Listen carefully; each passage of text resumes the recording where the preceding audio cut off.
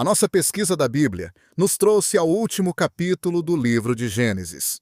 Quando concluímos a nossa última lição, estávamos fazendo aplicações da vida de José para as nossas próprias vidas. Encontramos essa história que é nos contada nos últimos 14 livros de Gênesis. Observe como José estava completamente convencido da soberania de Deus em todas as circunstâncias. No versículo 5 do capítulo 45 de Gênesis, José coloca dessa maneira: Mas agora não vos entristeçais, nem vos irriteis contra vós mesmos, por me haverdes vendido para cá, porque para a conservação da vida, Deus me enviou adiante de vós. Pelo que Deus me enviou adiante de vós, a fim de conservar vossa sucessão na terra e para guardar-vos em vida por um grande livramento. Assim não fostes vós que me enviastes para cá, senão Deus, que me tem posto por pai de Faraó e por senhor de toda a sua casa, e como governador em toda a terra do Egito. Sabe, é muito interessante o que nós podemos observar. Veja que não há erros no que José pensa. Ele compreendia que Deus é soberano em todas as circunstâncias, porque ele dizia aos seus irmãos: Não é que vocês me enviaram para o Egito, mesmo que vocês pensem assim, mas foi Deus que me enviou para cá. O livro de Gênesis acaba com esse povo especial na terra do Egito. Com isso, nos traz ao segundo livro da Bíblia, o livro de Êxodo. Então agora estamos prontos para estudar o livro de Êxodo. Aquilo que vimos sobre as circunstâncias da vida de José nos dá uma perspectiva histórica do livro de Êxodo. No livro de Gênesis, um povo muito especial nasce, é nomeado e é salvo de serem extintos pela fome. Você se lembra que dissemos na nossa introdução que toda a Bíblia era sobre esse povo? Os primeiros 11 capítulos da Bíblia nos falam da história do universo, da terra e de muitas coisas. Mas quando você chega ao fim do capítulo 11 do livro de Gênesis e inicia o capítulo 12, você ouve falar desse homem especial chamado Abraão. E é muito interessante ver e dizer que os outros 1178 capítulos da Bíblia são todos a respeito de Abraão e seus descendentes. Em especial, um dos seus descendentes pelo qual todas as nações foram abençoadas. Você sabe quem? Jesus Cristo. O que estamos dizendo é que a Bíblia toda é sobre Israel. Mas por que Israel é tão importante? É porque quando Deus decidiu vir ao mundo, ele não veio como um negro, branco, vermelho ou amarelo. Deus criou um povo especial para o propósito de sua vinda à terra. E esse povo especial foi o povo hebreu. Se alguém tem o direito de ter orgulho de suas origens, esse alguém são os judeus. O povo judeu foi criado para o propósito de Deus. Deus iria se tornar um homem, e ele queria criar um povo que pudesse fornecer a ele um contexto histórico para que ele se tornasse um homem e viesse ao mundo. Isso faz do povo judeu um povo muito especial. Quando estudamos a Bíblia, especialmente o Velho Testamento, queremos considerar o desenvolvimento desse povo muito especial. No livro de Gênesis, lemos que esse povo veio através de Abraão. Abraão foi o pai desse povo. Jacó foi quem os nomeou Israel. E José foi quem os salvou da fome. José é a figura do Salvador quando ele salva aquele povo da fome e perigo da extinção. É dessa maneira que o livro de Gênesis termina. José dizendo: Diga para o meu pai, venha habitar no Egito, em Gósen, perto de mim. Nesse ponto, aquela nação era constituída de apenas 12 famílias. Isso é interessante demais. Eram apenas 12 irmãos e suas famílias quando Gênesis termina. E aquelas 12 famílias estavam no Egito. Entre o livro de Gênesis e o livro de Êxodo, 400 anos se passaram. Isso é muito tempo. Para se ter uma ideia, 100 anos se passaram. Isso é muito tempo. Para se ter uma ideia, isso realmente são muitos anos. Pense nisso. 400 anos. Em Êxodo capítulo 1, podemos ler que essas 12 famílias se tornaram uma grande multidão. A palavra multidão aparece muitas vezes no primeiro capítulo de Êxodo. Eles se multiplicaram tão rápido que se tornaram uma ameaça para Faraó. Com isso, Faraó resolveu escravizá-los. Então, quando o livro de Êxodo é aberto, depois de 400 anos, após o fechamento do livro de Gênesis, aquelas pessoas que estavam se tornando uma nação eram apenas uma multidão de escravos. Eles ainda não são uma nação. Deus irá moldá-los em uma nação. Há muita coisa que Deus quer fazer antes deles se tornarem uma nação. Gostaria de fazer uma visão geral sobre o desenvolvimento desse povo especial, já que ele é foco desses 2 livros. O começo desse povo é a fonte deles. E a fonte era Deus. Deus estava criando esse povo especial para completar os seus propósitos, que poderiam ser muitos. O seu propósito primário era que, através desse povo, ele pudesse vir a esse mundo na forma do Messias, o Salvador do mundo. Aquele povo também era especial, porque aquele povo veio ao mundo através de Adão. Lá é onde Gênesis começa. Ainda no livro de Gênesis, vemos essa nação bem mais desenvolvida pelos patriarcas. Tanto no Antigo como no Novo Testamento, você ouvirá essa passagem repetidamente. Eu sou o Deus de Abraão, Isaque e Jacó. Porque foi assim que iniciou essa nação. Deus nunca quis que eles esquecessem das suas origens com os 3 patriarcas, Abraão, Isaque e Jacó. Quando o livro de Gênesis terminou, haviam 12 famílias ou tribos, e essas 12 tribos estavam no Egito. Quando o livro de Êxodo é aberto, esse grupo de pessoas que ainda não constituíam uma nação multiplicaram-se de 12 tribos para uma grande multidão, mas essa multidão ainda não era uma nação. Uma multidão de escravos não pode ser chamada de uma nação. Se Deus queria transformá-los em uma nação, a primeira coisa que eles precisavam era um líder. O livro de Êxodo falará do maior líder de toda a história do povo de Deus. Moisés será comissionado, será chamado para ser o grande líder desse povo. Esse agrupamento ou essa multidão de escravos terá um líder, e você sabe o nome, Moisés. Como líder daquela grande multidão, um dos maiores problemas que Moisés enfrentaria era que não havia leis ou regras para essa multidão. Não havia estrutura para que ele pudesse liderar. E por causa disso, por 3 vezes ele foi ao Monte Sinai e passava 4 dias de jejum e oração com Deus. Estava dizendo a Deus: Senhor, eu preciso de regras para liderar essas pessoas. Imagine como seria importante regras e leis para uma multidão. Você poderia esperar, de alguma forma, liderar uma multidão de 2 a 3 milhões de pessoas sem regras, sem leis? Seria difícil, não? Bom, isso é o que encontramos quando fazemos a transição do livro de Gênesis para Êxodo.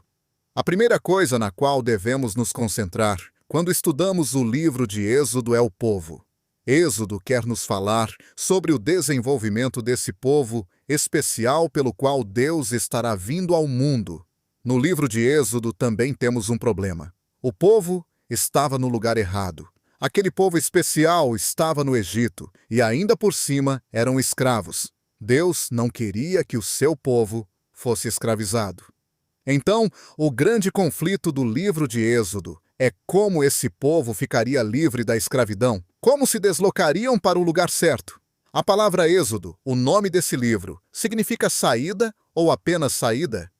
A saída desse terrível problema, a escravidão?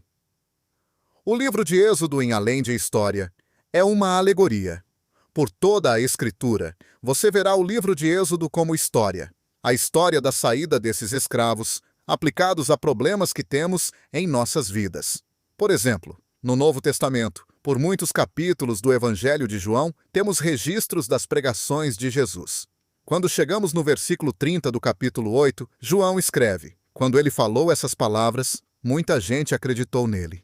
E Jesus virou para aquelas pessoas que acabaram de expressar fé nele e disse: agora, se vocês continuarem na minha palavra, vocês conhecerão a verdade e serão meus discípulos. E quando vocês conhecerem a verdade vos libertará. Alguns deles responderam dizendo: mas o que o Senhor quer dizer com liberdade? Nós não somos escravos? E Jesus disse: ah, sim, vocês são escravos. Qualquer um que peca continuamente é um escravo. Quem peca continuamente não está fazendo porque quer fazer, mas está fazendo-se o que tem de fazer, e ele não é livre, ele é escravo do pecado. Sabemos que Jesus estava dizendo que ele era a verdade e que eles iriam encontrar liberdade só quando tivessem realmente fé nele.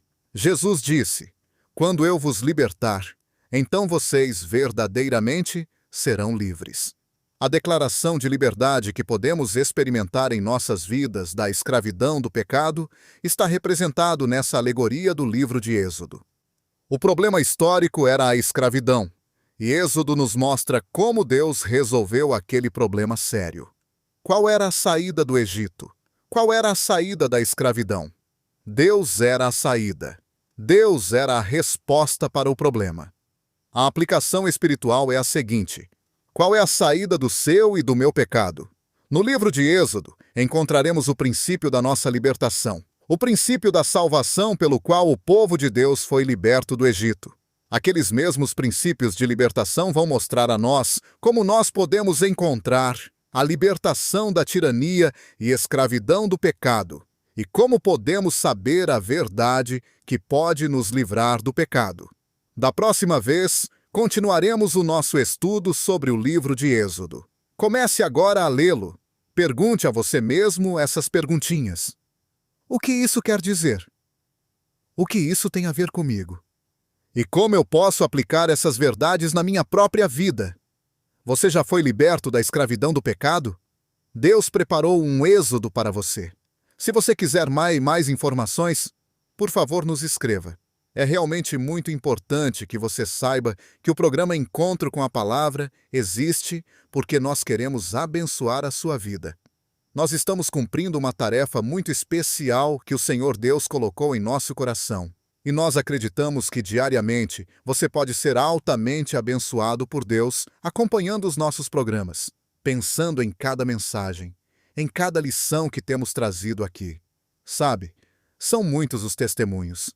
São muitas as pessoas que têm marcado um verdadeiro encontro com Deus através do encontro com a palavra. Então, para nós é um motivo de alegria muito grande sabermos onde você está, como é que você nos ouve, enfim. Então, fique atento aí nos próximos dias. Você estará sabendo do nosso endereço. Escreva para nós. Queremos realmente saber onde você está. E o principal, acreditamos que você pode ser uma grande bênção para Deus. Não importando, talvez, a sua vida tenha sido marcada por momentos difíceis, quem sabe por tragédias pessoais. Talvez você teve uma vida pecaminosa, ou tenha ainda, e acha que não existe mais solução para você. Saiba, nós acreditamos que existe solução sim. Nós acreditamos no Senhor. Nós acreditamos no poder de Jesus. E acreditamos que Ele pode transformar de verdade. Se você continuar nos acompanhando, vai poder observar bem de perto quantos personagens na Bíblia Sagrada tiveram seus problemas, tiveram seus desencontros com a vida, vamos dizer assim, mas puderam outra vez receber o perdão de Deus e foram alcançados pela grandiosa misericórdia do nosso Deus. É isso que Deus faz. A sua grandiosa misericórdia, sua bondade, o seu amor tem prazer em nos encontrar. Que você possa realmente ser encontrado pela misericórdia e pelo amor do nosso grande e bondoso Pai. Como continuamos nossa pesquisa no Antigo Testamento, estamos vindo para o livro de Êxodo pela segunda vez. Tendo colocado o livro de Êxodo em perspectiva histórica, eu gostaria de vir para o que é talvez o coração da mensagem do livro de Êxodo. Vamos focalizar nossa atenção para várias coisas. Focalizamos o povo de Deus, o único povo que tem tido desenvolvimento como uma nação sem igual, através da qual Deus virá para o mundo. Outra coisa a prender nossa atenção é o grande problema da escravidão. Estas pessoas estavam no Egito e como tornaram-se uma ameaça ao reino de Faraó. Ele as escravizou.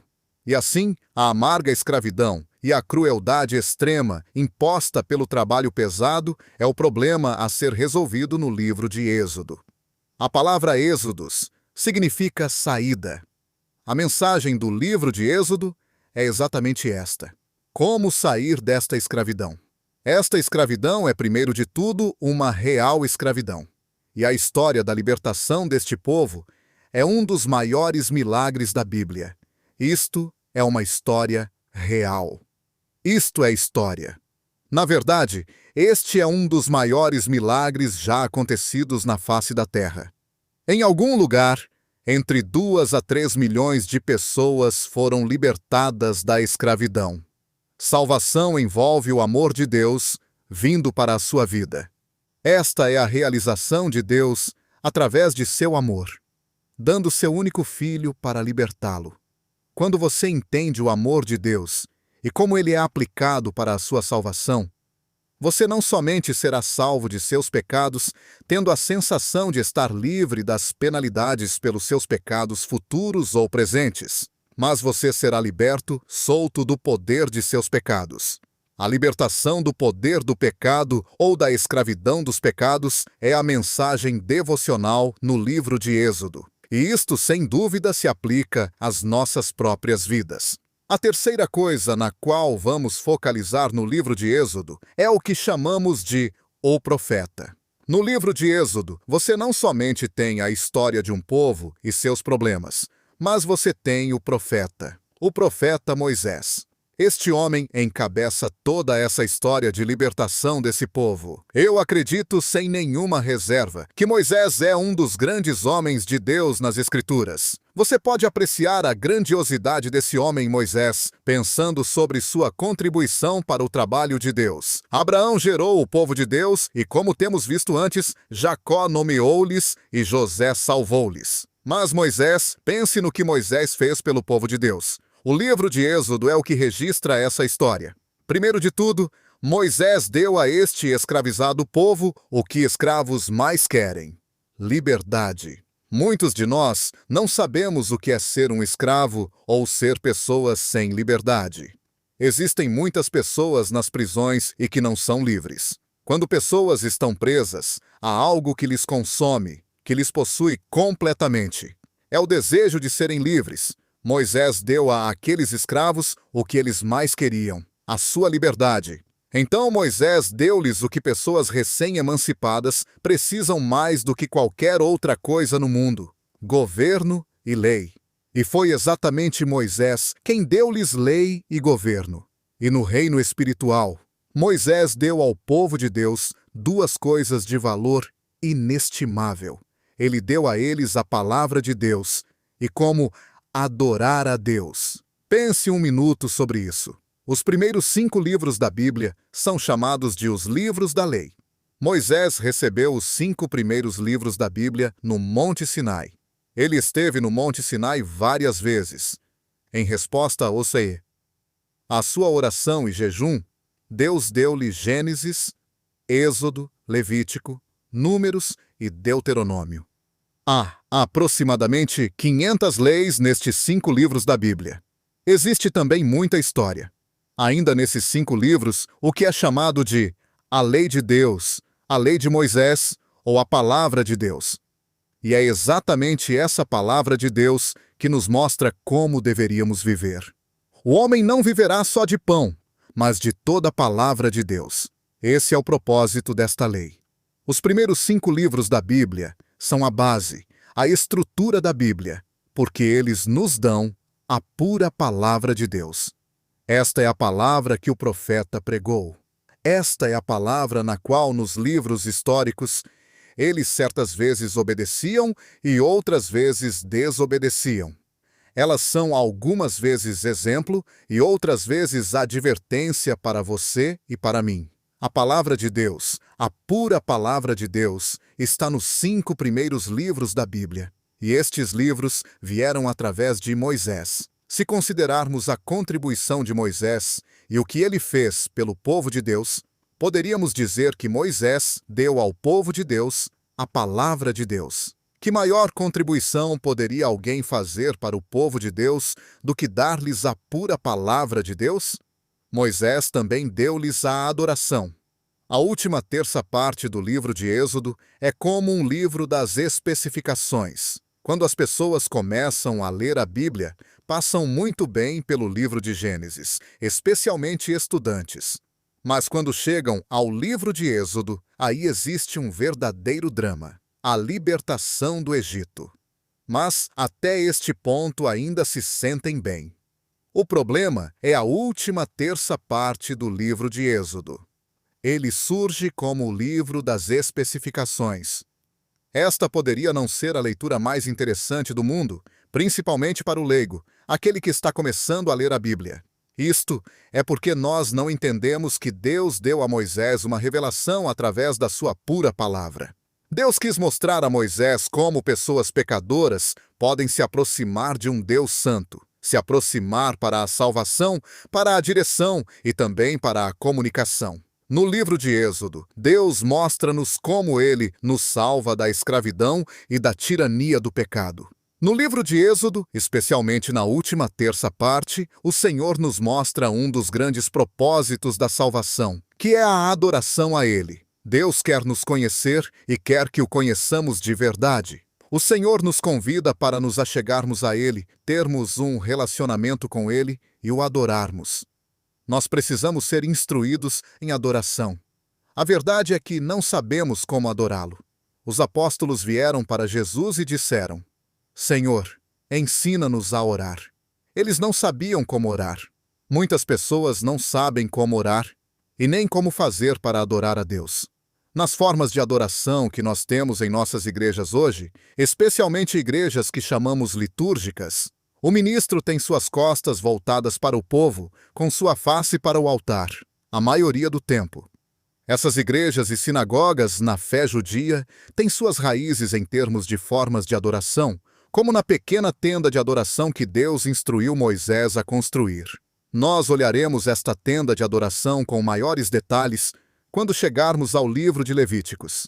Se você visse esta pequena tenda de adoração, acharia parecida com uma tenda de circo. Isso provavelmente não impressionaria muito você, já que essa tenda também era muito colorida. Tudo nessa pequena tenda de adoração tinha um grande significado, e isto é um grande quadro retratando o Senhor Jesus. Nós veremos isto quando chegarmos e olharmos bem de perto esta tenda de adoração. O fato é que tudo isso nos mostra a tremenda contribuição que Moisés deu para o povo de Deus.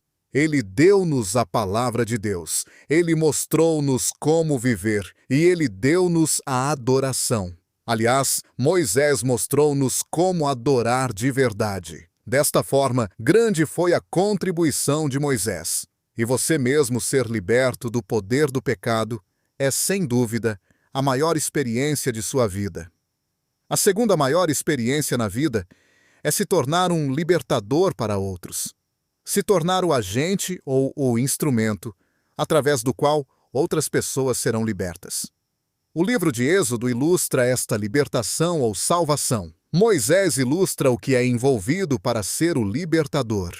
Eu olho para a vida de Moisés desse modo. O grande evangelista Moody disse: Moisés viveu 120 anos, e ele viveu esses 120 anos em 3 períodos de 40 anos cada. Em cada um desses 40 anos de sua vida, períodos de 40 anos cada. Em cada um desses 40 anos de sua vida, Deus ensinou Moisés uma lição. Cada lição levou-lhe 40 anos para aprender. Nos primeiros 40 anos da vida de Moisés, de acordo com Moody, Deus ensinou Moisés a seguinte lição: Moisés, você é ninguém.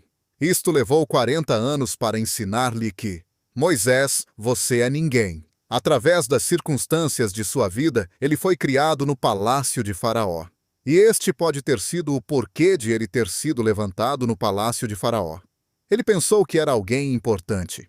Mas, por volta dos seus 40 anos, Deus aparentemente o convenceu de que ele era ninguém. E de acordo com Moody, antes de tudo, ele tinha que aprender que era ninguém. Só aí poderia vir a ser um libertador. A segunda lição que Deus ensinou a Moisés aconteceu no segundo período de 40 anos de sua vida. A lição foi: 2.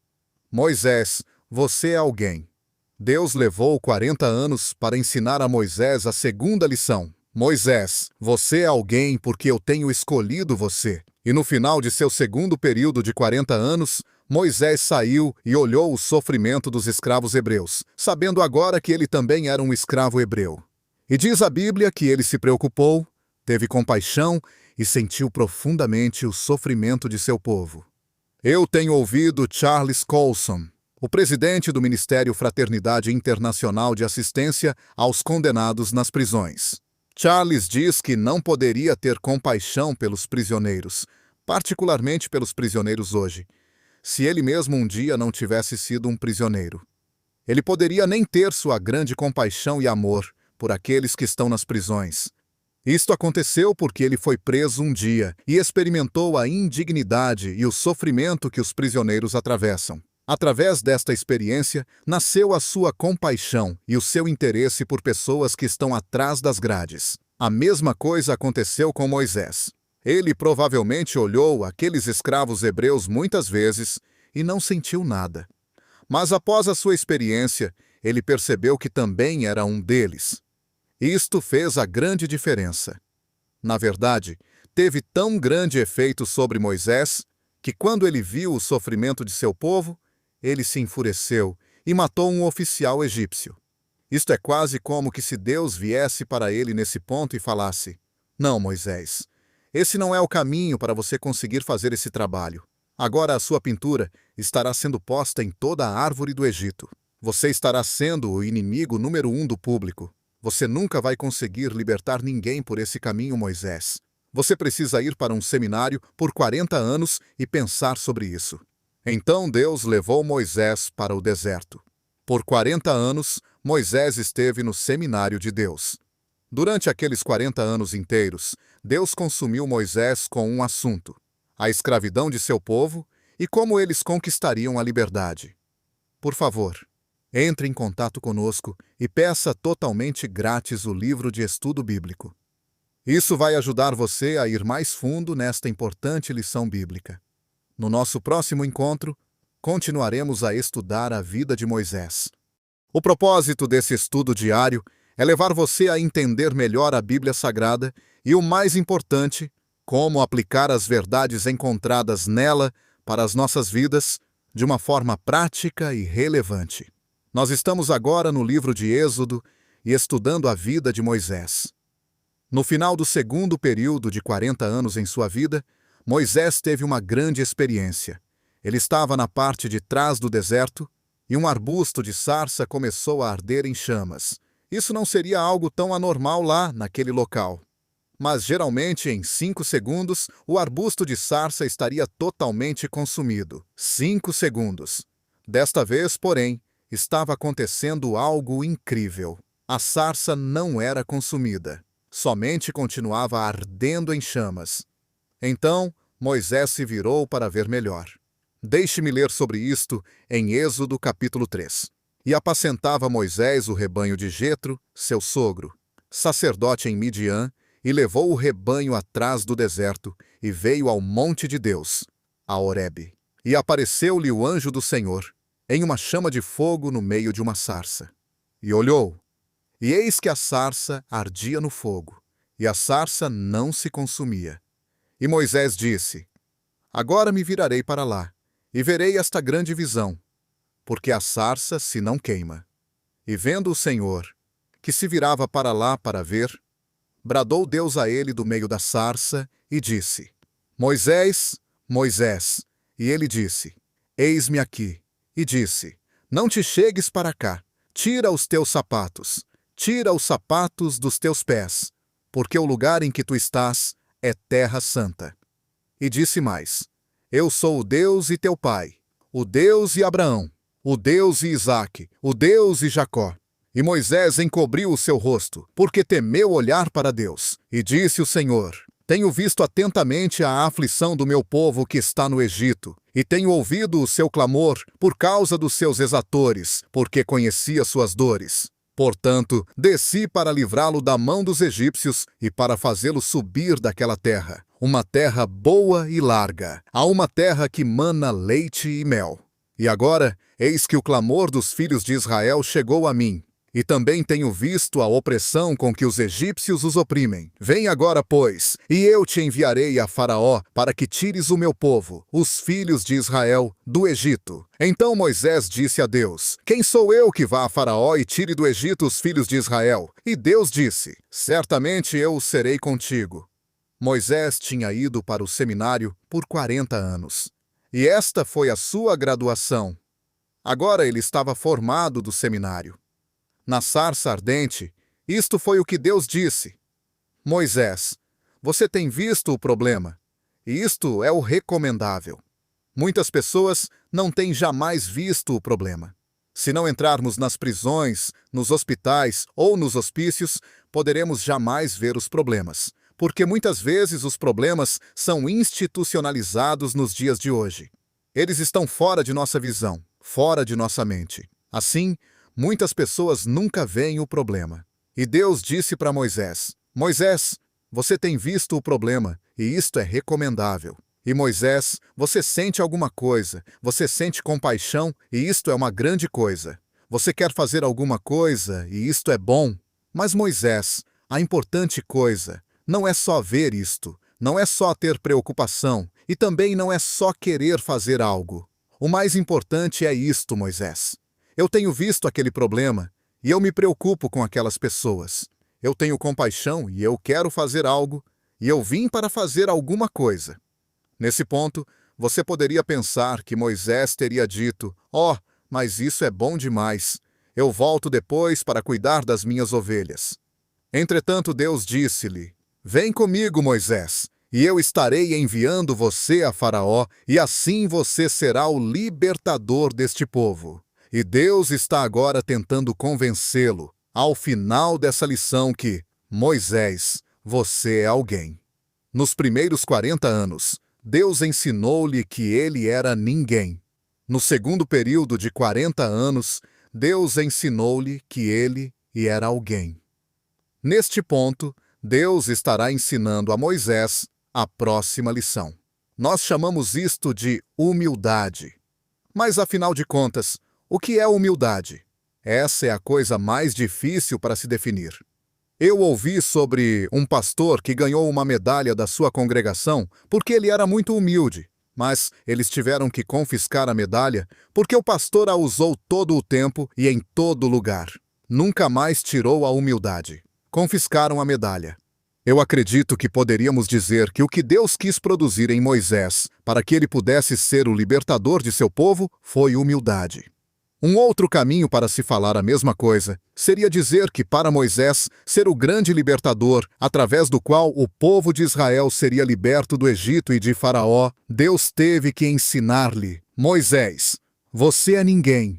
Porque Moisés, se você realmente sabe que você é ninguém, então você é alguém. E dessa maneira eu posso mostrar a você o que eu posso fazer com alguém que tenha aprendido que ele é ninguém. Você já desejou saber por que Moisés fez aquela pergunta? Quem sou eu? Pense sobre isso por um minuto. Quem era Moisés? Se você estivesse enviando alguém para libertar aquelas pessoas, você enviaria Moisés. Primeiro de tudo, ele era um assassino. Teria você enviado um assassino inimigo público número 1 de volta para o Egito? Não é interessante que 3 grandes homens que Deus usou eram assassinos? Paulo foi um assassino. Davi foi um assassino. E Moisés foi um assassino. E ainda assim, Deus usou aqueles homens. Teria você escolhido um assassino? Estava óbvio agora que Moisés era um hebreu. Você leu no livro de Gênesis que os egípcios não tinham nada com os hebreus. Preconceito é um problema tão antigo quanto a humanidade. Os egípcios nem comiam como os hebreus. Teria você enviado um hebreu? E o livro de Gênesis nos diz que uma coisa que era uma abominação para um egípcio, mais do que hebreus, era um pastor de ovelhas. Eles odiavam pastores. Eles tinham algo contra os pastores, porque eles só tinham gado. E, além de tudo, adoravam as vacas. Então, eles odiavam as ovelhas e os pastores de ovelhas. Foi aí que Deus disse a Moisés: "O que é isso em tuas mãos?" E Moisés respondeu: "Uma vara de pastor." E Deus falou: "Então ande com uma vara em volta de Faraó. Faça com que ele a veja e ficará enfurecido. Deixe ele saber que você é um pastor de ovelhas." Assim vemos que ele era um hebreu, era um assassino, era um pastor de ovelhas e um ingrato filho adotado, que gastou 40 anos no palácio de Faraó e mostrou sua gratidão. Vamos dizer, matando um oficial egípcio. Ele era realmente qualificado para ser o libertador escolhido por Deus? Parece que qualquer pessoa responderia: não, definitivamente ele não é qualificado. Escolhendo os homens certos para importantes trabalhos é que fazem um presidente ser um sucesso ou um fracasso total. Muitos presidentes têm tido sucesso e muitos têm sido um verdadeiro fracasso porque não têm tido a habilidade para escolher o homem certo. Quando um presidente tenta selecionar homens para fazerem um trabalho para ele, tenta conseguir os mais qualificados. Na Bíblia, você vê Deus chamando pessoas como Moisés para fazerem importantes coisas, como libertar o seu povo da escravidão do Egito. Somente e quase sempre, parece que Deus tenta escolher o homem que é menos qualificado. Se um homem realmente acredita que não é qualificado e acredita que somente Deus pode libertar, então este só poderia ser o homem que Deus quer usar para provocar o grande milagre da libertação. Quando você considera o chamado e o comissionamento de Moisés, você pode ver esta verdade ilustrada muito claramente. Se vamos ser usados por Deus para libertar pessoas hoje, se gostaríamos de ver um amigo ou um querido nosso ser liberto da escravidão do pecado, talvez pessoas que sabemos serem escravas do pecado, se gostaríamos de ser o veículo de sua libertação, jamais esqueça isto. Não somos nós que os libertaremos. Somente Deus pode libertar. Eu lembro que um professor disse para mim quando estava no seminário: quando você tentar levar uma pessoa para Cristo, quando você tentar levar alguém para a experiência da salvação, nunca esqueça isto. Sem o Espírito Santo, você estará tentando o impossível. Realmente isso é absolutamente impossível. Somente Deus pode libertar. Se Deus está chamando você para ser um libertador, da mesma maneira como Ele chamou Moisés para ser um libertador, é óbvio que Ele deverá produzir humildade em você. Eu penso que uma boa definição de humildade é entender quem vai executar esse milagre. Eu nunca tinha entendido isto, mas a Bíblia ensina essa verdade de capa a capa. Esse é o plano de Deus: usar o seu poder em seu povo para realizar seu propósito de acordo com seu plano. Deixe eu repetir essa verdade. Esse é o plano de Deus: usar o seu poder no seu povo para realizar seu propósito de acordo com seu plano. Jesus deu-nos um grande exemplo quando ele saiu para o jardim com seus discípulos. O mestre ilustrou esse processo com uma grande videira que tem seus ramos, e esses ramos produzem frutos. Há pouco, Jesus tinha estado no quarto superior com seus discípulos, e lá, de certo modo, ele falou para aqueles homens: esse é o plano de Deus para usar o seu poder nas pessoas de Deus para realizar seu propósito de acordo com seu plano. Ele disse para eles: vocês têm sido fascinados com as obras que têm me visto fazer e com as palavras que têm me ouvido falar. Mas agora deixe-me falar sobre o meu trabalho e minhas palavras. Meu trabalho e minhas palavras são um transbordamento de meu relacionamento com o meu Pai. Eu e meu Pai somos um. Então todas as obras que eu fiz e todas as palavras que eu falei são o resultado do fato que eu e o Pai somos um. Desta forma, aprendemos que os frutos não crescem na videira. Eles crescem nos ramos que estão ligados à videira. Nesta ilustração, Jesus é uma videira procurando por ramos. No livro de Êxodo, isto é o que Deus é. Ele é uma videira procurando por ramos. Deus não trabalhará sem um instrumento. Então Deus deverá encontrar o seu Moisés. E quando ele encontra, chama e comissiona o seu Moisés, tem também de convencê-lo. Tem que dizer-lhe: Moisés, você é ninguém. Não é você que vai fazer isso. Quando você entender isso, Moisés, então você será alguém que eu poderei usar. Através de você eu poderei trabalhar. E você vai descobrir os grandes milagres que eu poderei fazer através de alguém que aprendeu que ele é um ninguém. Este é todo o tempo que nós temos por hoje. Por favor, una-se a nós no próximo programa. E convide um amigo para ouvir com você esta maravilhosa história de Êxodo que vamos continuar a estudar. E lembre-se disso, hein? Este é o plano de Deus: usar o seu poder em seu povo para realizar seu propósito de acordo com seu plano. Continuando nosso estudo no livro de Êxodo, gostaria de abordar agora o povo, o problema e o profeta. Esse foi o ponto em que paramos em nosso estudo do livro de Êxodo. No livro de Êxodo percebemos o desenvolvimento do povo de Deus, um povo especial. E também vemos claramente o grande problema que eles tinham, que era o problema da escravidão e amarga servidão ao Egito. Logo no início, nos capítulos 2 e 3, encontramos o foco naquele que, na minha opinião, foi um dos maiores homens de Deus que já existiu, Moisés.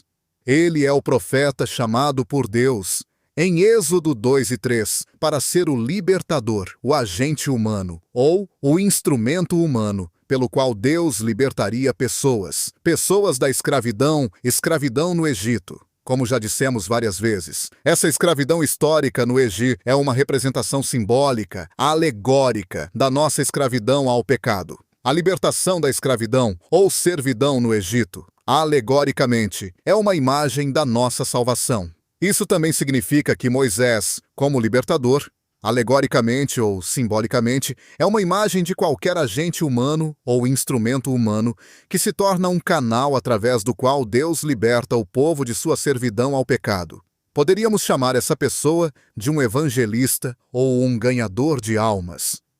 Ao observarmos o chamado e a comissão de Moisés nos capítulos 2 e 3 do livro de Êxodo, vemos que Deus teve de preparar esse homem e ensiná-lo algumas coisas antes que ele pudesse ser um libertador. Deus teve de ensinar a ele, Moisés, que ele não era ninguém. Depois, então, Deus teve de convencê-lo de que ele era alguém. E Deus teve de mostrar a Moisés o que Deus pode fazer com alguém que aprendeu o que é ninguém. Acima de tudo, há 4 segredos espirituais que Deus teve de compartilhar com Moisés para capacitá-lo a se tornar o libertador dos filhos de Israel. Se você está interessado em se tornar um libertador para alguém, antes que você possa se tornar o agente humano ou o instrumento humano através do qual Deus pode libertar alguém da servidão e escravidão dos pecados, você também deve aprender esses 4 segredos espirituais. Eu não poderia atuar como ministro e não poderia agir como um crente se não conhecesse esses 4 segredos espirituais. E também preciso ser lembrado deles frequentemente. Os 4 segredos espirituais que Deus teve que compartilhar com Moisés antes que ele pudesse ser o libertador do povo de Israel são estes. Deus teve de mostrar a Moisés esse segredo espiritual. Olha, Moisés, você não é o libertador. Eu sou. E eu estou com você, Moisés. Em segundo lugar, Deus teve de mostrar outra coisa a Moisés. Moisés, você não pode libertar ninguém, mas eu posso. E eu estou com você, Moisés. O terceiro segredo espiritual que surgiu no chamado de Moisés foi este. Moisés, você não quer libertar essas pessoas. Eu quero libertar essas pessoas. E eu estou com você, Moisés. Depois que o grande milagre da libertação aconteceu, ninguém precisou dizer a Moisés o 4º segredo espiritual, que era: Moisés, você não libertou essas pessoas. Eu libertei essas pessoas porque eu estava com você, Moisés. Deus ensinou a Moisés esses 4 segredos espirituais na sarça ardente. Lembra da sarça ardente? Essencialmente, Deus disse a ele na sarça ardente assim: Moisés, você não será o libertador. Eu sou o libertador e eu estou com você. Deus também disse a Moisés na sarça ardente: Moisés, você não pode libertar ninguém, mas eu posso. Eu estou com você. Esse segundo segredo espiritual se tornou óbvio pela falha de Moisés. Deus ensinou esses segredos espirituais para muitos homens, e Deus nas Escrituras. No Velho e Novo Testamento, vemos isso.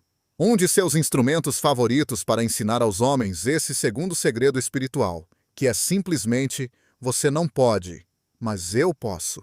Um dos instrumentos é a falha. Deus usa a falha para ensinar aos homens o segundo segredo espiritual.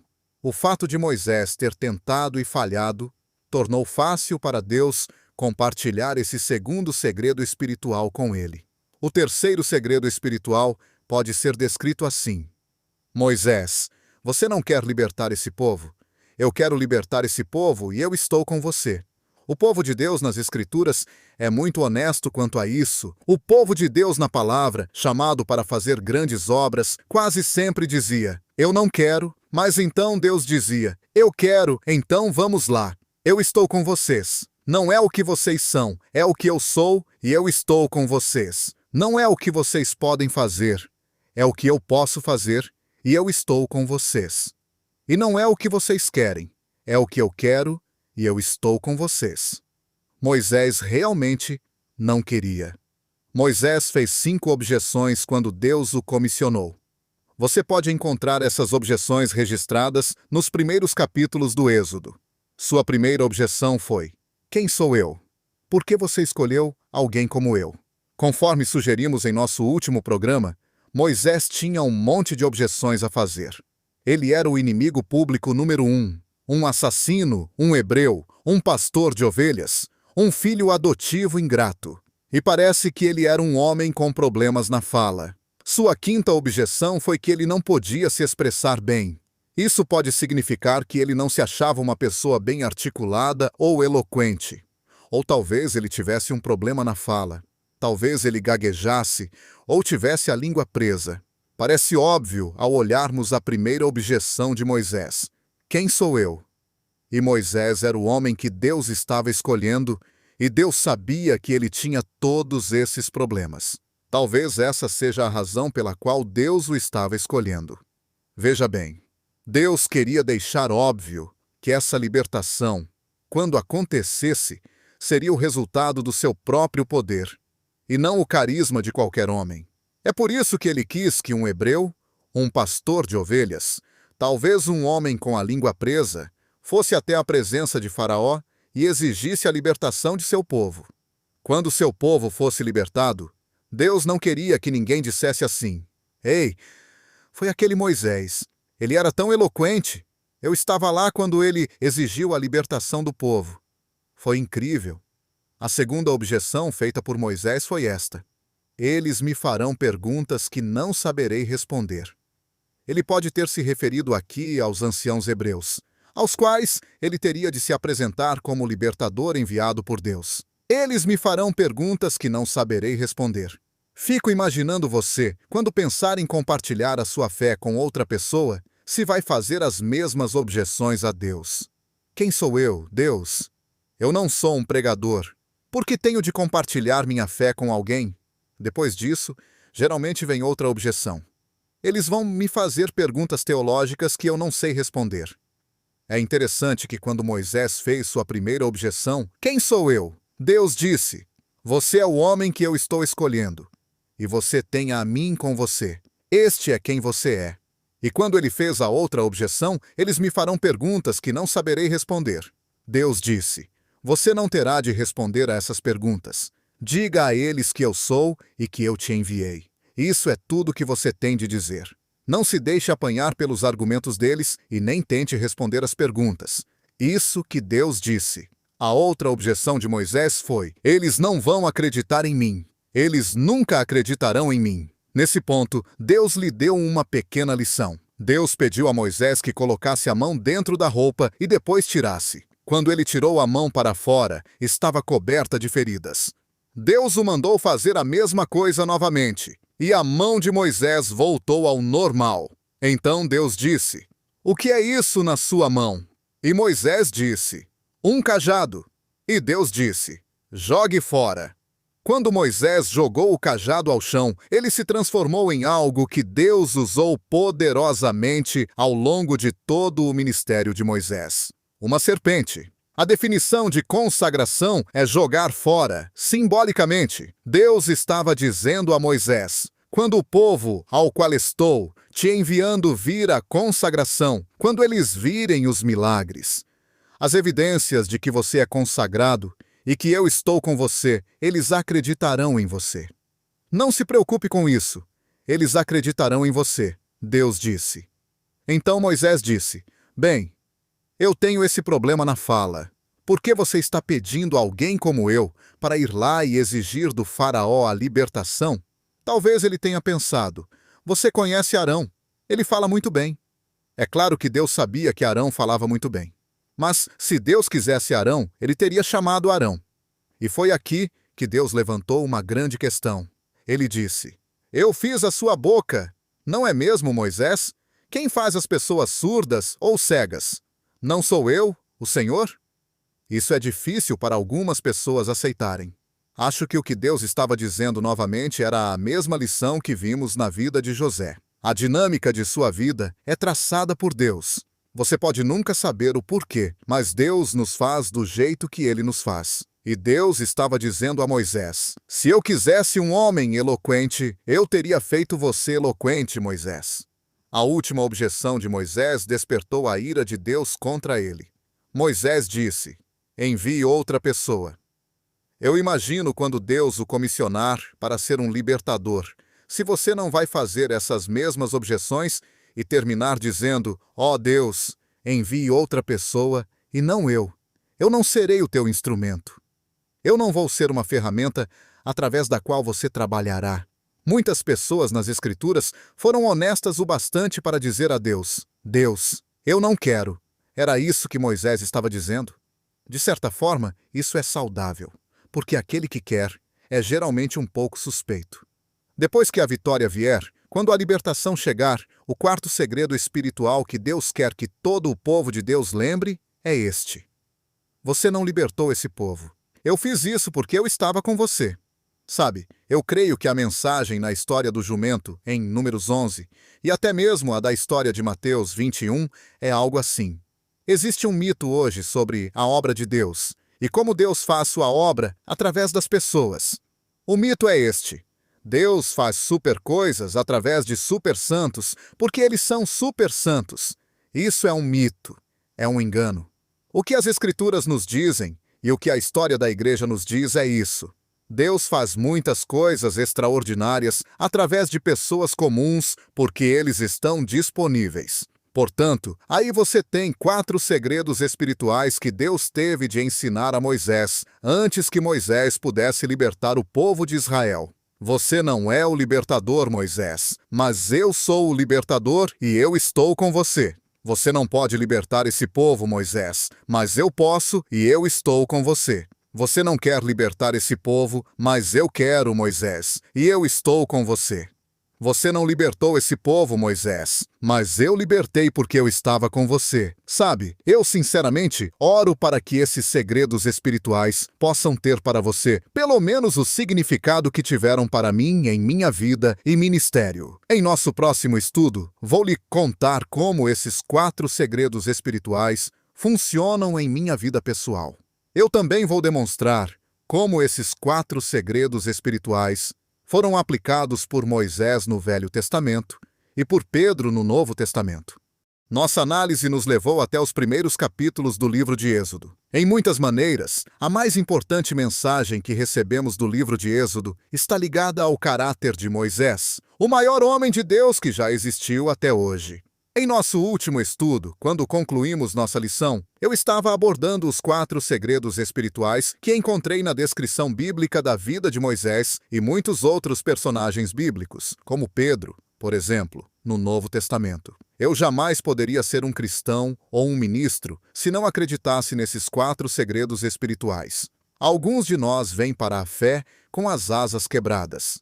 Jesus disse: vinde a mim todos vós que estáis cansados e sobrecarregados, porque eu vos aliviarei. Muitos de nós, quando viemos para Cristo, ou para a fé, estamos sobrecarregados, temos muitos problemas. Quando eu vim para a fé, tinha 19 anos e muitos problemas. Por causa desses problemas, eu tinha um complexo de inferioridade. Algum tempo depois, eu me formei em psicologia e descobri que não havia nada de complexo sobre mim. Eu era simplesmente inferior. Mas eu pensei durante muito tempo que era complexo, porque eu tinha todas essas asas quebradas. Eu era muito tímido.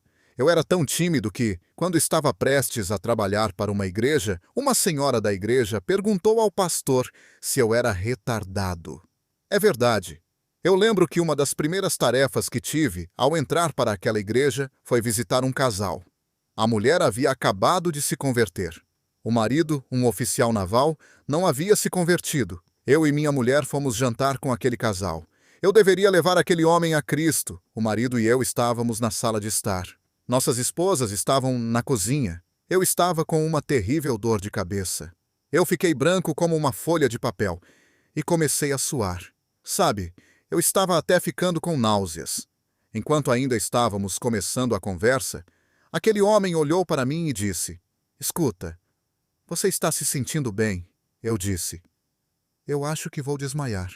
Ele disse: Bem, então é melhor você deitar aí no sofá.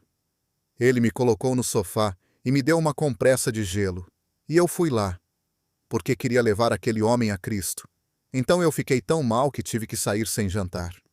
Mais tarde, aquele homem pensou e decidiu que, se o que eu tinha para dizer era tão importante, que me fez ir até lá doente, deveria ser algo que valesse a pena ouvir. Então ele procurou alguém que ele conhecia e que era um crente e perguntou como fazia para se tornar um crente. E ele se converteu.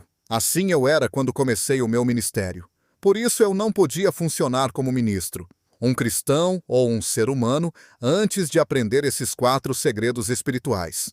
Ah, como eu era tímido. Bom, Deus nos chama como ministros e como crentes para ser crentes. Deus quer que sejamos um instrumento humano através do qual outras pessoas são libertas. Eu tive de aprender essas 4 coisas. Senão, não poderia funcionar como ministro. As 2 primeiras são: eu não sou, mas Ele é e Ele está comigo. Eu não posso, mas Ele, o Senhor, pode e Ele está comigo. Eu fui honesto com Deus. Eu acordava às vezes de manhã e dizia: Deus, eu não quero. Então Deus dizia: isso é irrelevante. Eu quero e eu estou com você. Então vamos lá. Eu mal podia acreditar, mas quando descobri que Deus estava me usando e os elogios começaram a chegar, eu tive de explicar esses 4 segredos espirituais. Eu tive de dizer: eu não fiz isso, foi Deus quem fez isso porque Ele estava comigo. Um dia, durante uma reunião de café da manhã, onde havia centenas de homens estudando as Escrituras, eu fui aplaudido de pé. Um dos homens disse que a coisa que o deixava mais agradecido naquele ano era o professor. Porque ele havia aceitado a Jesus através do professor daquela turma, e o professor era eu. Eu tinha acabado de ouvir o Dr. Gutsky falar no rádio. Então, quando eu respondi aos aplausos, eu disse àqueles homens, depois de citar a história do Dr. Gutsky sobre o jumentinho: se Deus falou a vocês através dessa reunião, ou se Ele entrou na sua vida através dessa reunião, agradeçam ao Senhor. Por favor, não agradeçam ao jumentinho. Foi um buchicho geral. Muita gente ali começou a dizer que eu pensava que era o jumento. Alguns ministros me levaram para almoçar e me perguntaram quando começamos a comer: escuta, você realmente se considera um jumento? E eu me lembro de ter dito a eles: ainda bem que vocês estão sentados, porque não somente acho que eu sou um jumento, mas também acho que vocês são jumentos. Essa é a mensagem que vocês vão ver sempre e sempre nos estudos de personagens bíblicos que Deus usava. Deus não nos usa hoje por aquilo que somos. Ele nos usa apesar daquilo que somos. Jamais devemos perder de vista o fato de que é Deus quem faz a sua obra de libertação através de nós.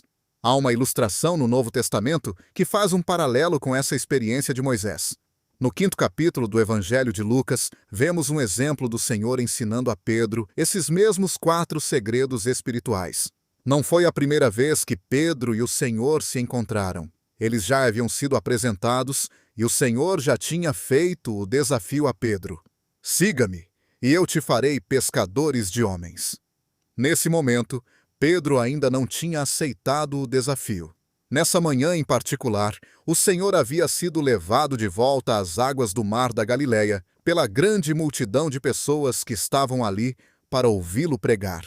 Pedro havia tentado durante toda a noite, mas não tinha pescado nada. O Senhor pediu permissão para usar o barco de Pedro como púlpito. Pedro concordou. O Senhor entrou no barco e ensinou o povo de dentro do barco de Pedro. Quando ele terminou de falar, se voltou para este homem, Pedro. Obviamente, nessa ocasião, o Senhor tinha seus olhos em Pedro. Não sabemos nada sobre aquela multidão de pessoas, o que ele os ensinou ou o resultado que isso teve, porque isso não é o que é o importante. Quando ensinou naquela manhã, o Senhor sabia que esse homem iria ser o homem através do qual o Espírito Santo iria vir ao mundo no dia de Pentecostes. Jesus sabia que um dia esse homem chamado Pedro iria andar pelas ruas de Jerusalém, e as pessoas se aglomerariam, ficando até mesmo de joelhos, para que ao menos a sombra desse homem passasse sobre eles, porque se isso acontecesse, eles ficariam curados. Jesus sabia tudo isso enquanto observava aquele homem lavando as suas redes. Agora, o desafio era como o Senhor iria pegar esse homem que nem conseguia pegar peixes, porque ele havia tentado a noite toda, mas não tinha conseguido pescar nada. Ele era um fracasso, assim como Moisés. Então, Jesus estava observando como poderia transformar aquele homem em um vaso de bênçãos para outros homens. As últimas duas palavras do 10º versículo do capítulo 5 de Lucas são minha versão favorita daquilo que chamamos Grande Comissão. Jesus disse a Pedro: pesque homens, Pedro, siga-me, e eu te mostrarei como pescar homens. Para que o Senhor pudesse pegar esse homem, que nem sabia pescar, e transformá-lo num homem que pudesse pegar outros homens, ele teve de ensiná-lo 4 coisas. Primeiro, ele teve de ensiná-lo esse segredo espiritual. Pedro, você não é pescador. Eu sou o pescador, e eu estou no seu barco. Eu estou no seu navio. Quando eles finalmente aceitaram o conselho do Senhor e foram pescar de novo, Pedro foi muito a contragosto. Quando eles chegaram no lugar das águas mais profundas, o Senhor Jesus disse: lancem as redes.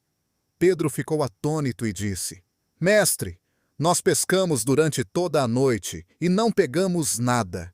Eu sempre imaginei que deve ter havido uma pausa de 30 segundos, enquanto o Senhor o olhou, até que Pedro disse: mas, apesar disso, pela tua palavra, eu vou lançar a rede. Nós já sabemos o resto dessa história. A rede voltou cheia de peixes e o barco quase afundou. Seus companheiros vieram ajudá-los e o barco quase afundou. O Senhor estava tentando ensinar Pedro. Ei, Pedro, se você vai pescar homens, você precisa entender uma coisa. Eu sou o pescador. Você não é o pescador. Você não consegue pescar homens, Pedro. Você não consegue nem mesmo pescar peixes. Você não consegue pescar homens, mas eu posso. E eu estou no seu barco, Pedro. Você não quer pescar homens. Pedro não queria ir pescar. Assim como Moisés não queria libertar aquele povo. Jesus disse: eu quero. No livro de Atos encontramos novamente o 4º segredo espiritual aplicado à vida de Pedro. Pedro se tornou um grande pescador de homens e um grande líder da igreja do Novo Testamento. Ele pregou o sermão no dia de Pentecostes e 3.000 pessoas foram salvas. Ele foi um grande pescador de homens. E como ele aprendeu a ser um pescador de homens?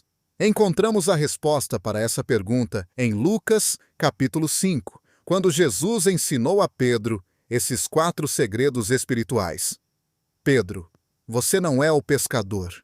Eu sou o pescador. Você não consegue pescar peixe ou homens, mas eu consigo. Você nem mesmo quer, Pedro, mas eu quero. Quando isso aconteceu, ninguém teve de dizer a Pedro: Pedro, você não fez isso. Jesus fez isso porque ele estava no seu barco, Pedro. Eu acredito que esses 4 segredos espirituais são de vital importância para quem quer ser usado por Deus para sua obra. O chamado e o comissionamento de Moisés ilustram esse fato, assim como o chamado e o comissionamento de Pedro. É plano de Deus usar o poder de Deus no povo de Deus para cumprir os propósitos de Deus segundo os planos de Deus. Para que isso aconteça, o povo de Deus deve aprender esses 4 segredos espirituais. Uma vez eu ouvi uma história sobre um piloto que guiava grandes navios. A seus ancoradores, ele era um dos melhores pilotos. Ele tinha um cofre em sua sala, em casa, e antes de ir trabalhar toda manhã, ele tirava uma caixa preta de dentro daquele cofre. Ele tirava de dentro da caixinha preta um pequeno pedaço de papel branco e olhava para aquele papel com muita atenção. Todos os dias, depois disso, ele ia trabalhar. Ele fez isso dia após dia, ano após ano. Ele nunca disse à esposa o que estava escrito naquele pedacinho de papel. Depois que ele morreu, sua esposa abriu a caixa preta e tirou o pequeno pedaço de papel branco. Estava escrito: Bom bordo é esquerda, este bordo é direita. Sabe, eu não tenho um cofre em minha sala, mas se tivesse uma caixa preta dentro do cofre, e dentro dela tivesse um pequeno pedaço de papel branco, essas seriam as palavras que estariam escritas no papel, pois são princípios que devo lembrar cada dia. Estaria escrito assim: eu não sou, mas Ele é. Eu não posso, mas o Senhor pode. Eu não quero, mas Ele quer. Eu não fiz, mas Ele, o Senhor, fez. Como continuamos a estudar o livro de Êxodo, gostaria de lembrá-lo que a palavra Êxodo, ou Êxodos, significa saída ou partida. Isto está dizendo para nós qual é o tema do livro de Êxodo. O livro de Êxodo mostra para nós o caminho para fora da escravidão. Uma literal escravidão que os filhos de Israel estavam experimentando no Egito. Então, como aplicação, o livro de Êxodo nos mostra o caminho para fora da escravidão dos pecados que experimentamos hoje. Na primeira sessão do livro de Êxodo que estudamos, o fizemos em uma perspectiva histórica. Então, o nosso foco principal esteve sobre os princípios que envolveram a chamada de um libertador. Como olhamos para a grande libertação retratada no livro de Êxodo e tentamos ver a aplicação devocional desse livro, nós nos prendemos em Moisés, que é o grande instrumento humano usado para a libertação do povo de Deus. Nesta sessão que começamos agora, eu gostaria que nossa atenção estivesse voltada especialmente para a libertação que é retratada no livro de Êxodo. Esta é a grande mensagem deste livro: libertação. Como já dissemos, a palavra libertação é sinônimo da palavra salvação. Isto é especialmente no Velho Testamento.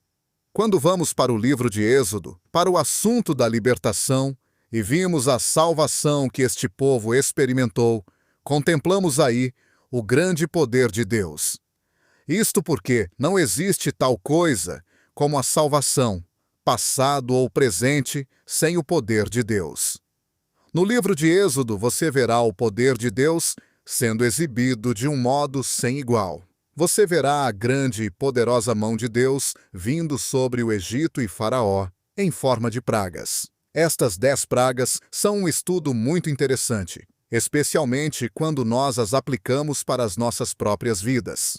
A mensagem das 10 pragas que caem sobre Faraó e o Egito e move-lhes ao ponto de estarem dispostos a deixarem o povo hebreu ir embora, é um retrato da grande verdade que é ensinada na Bíblia de Gênesis a Apocalipse, em 1 João capítulo 4 e versículo 4. Esta verdade é expressada da seguinte maneira: Ele está em vocês, e maior é o que está em vós do que o que está no mundo. Ou podemos colocar da seguinte maneira: existe alguém em nossos corações que é poderoso e forte, como nenhum mal nesse mundo.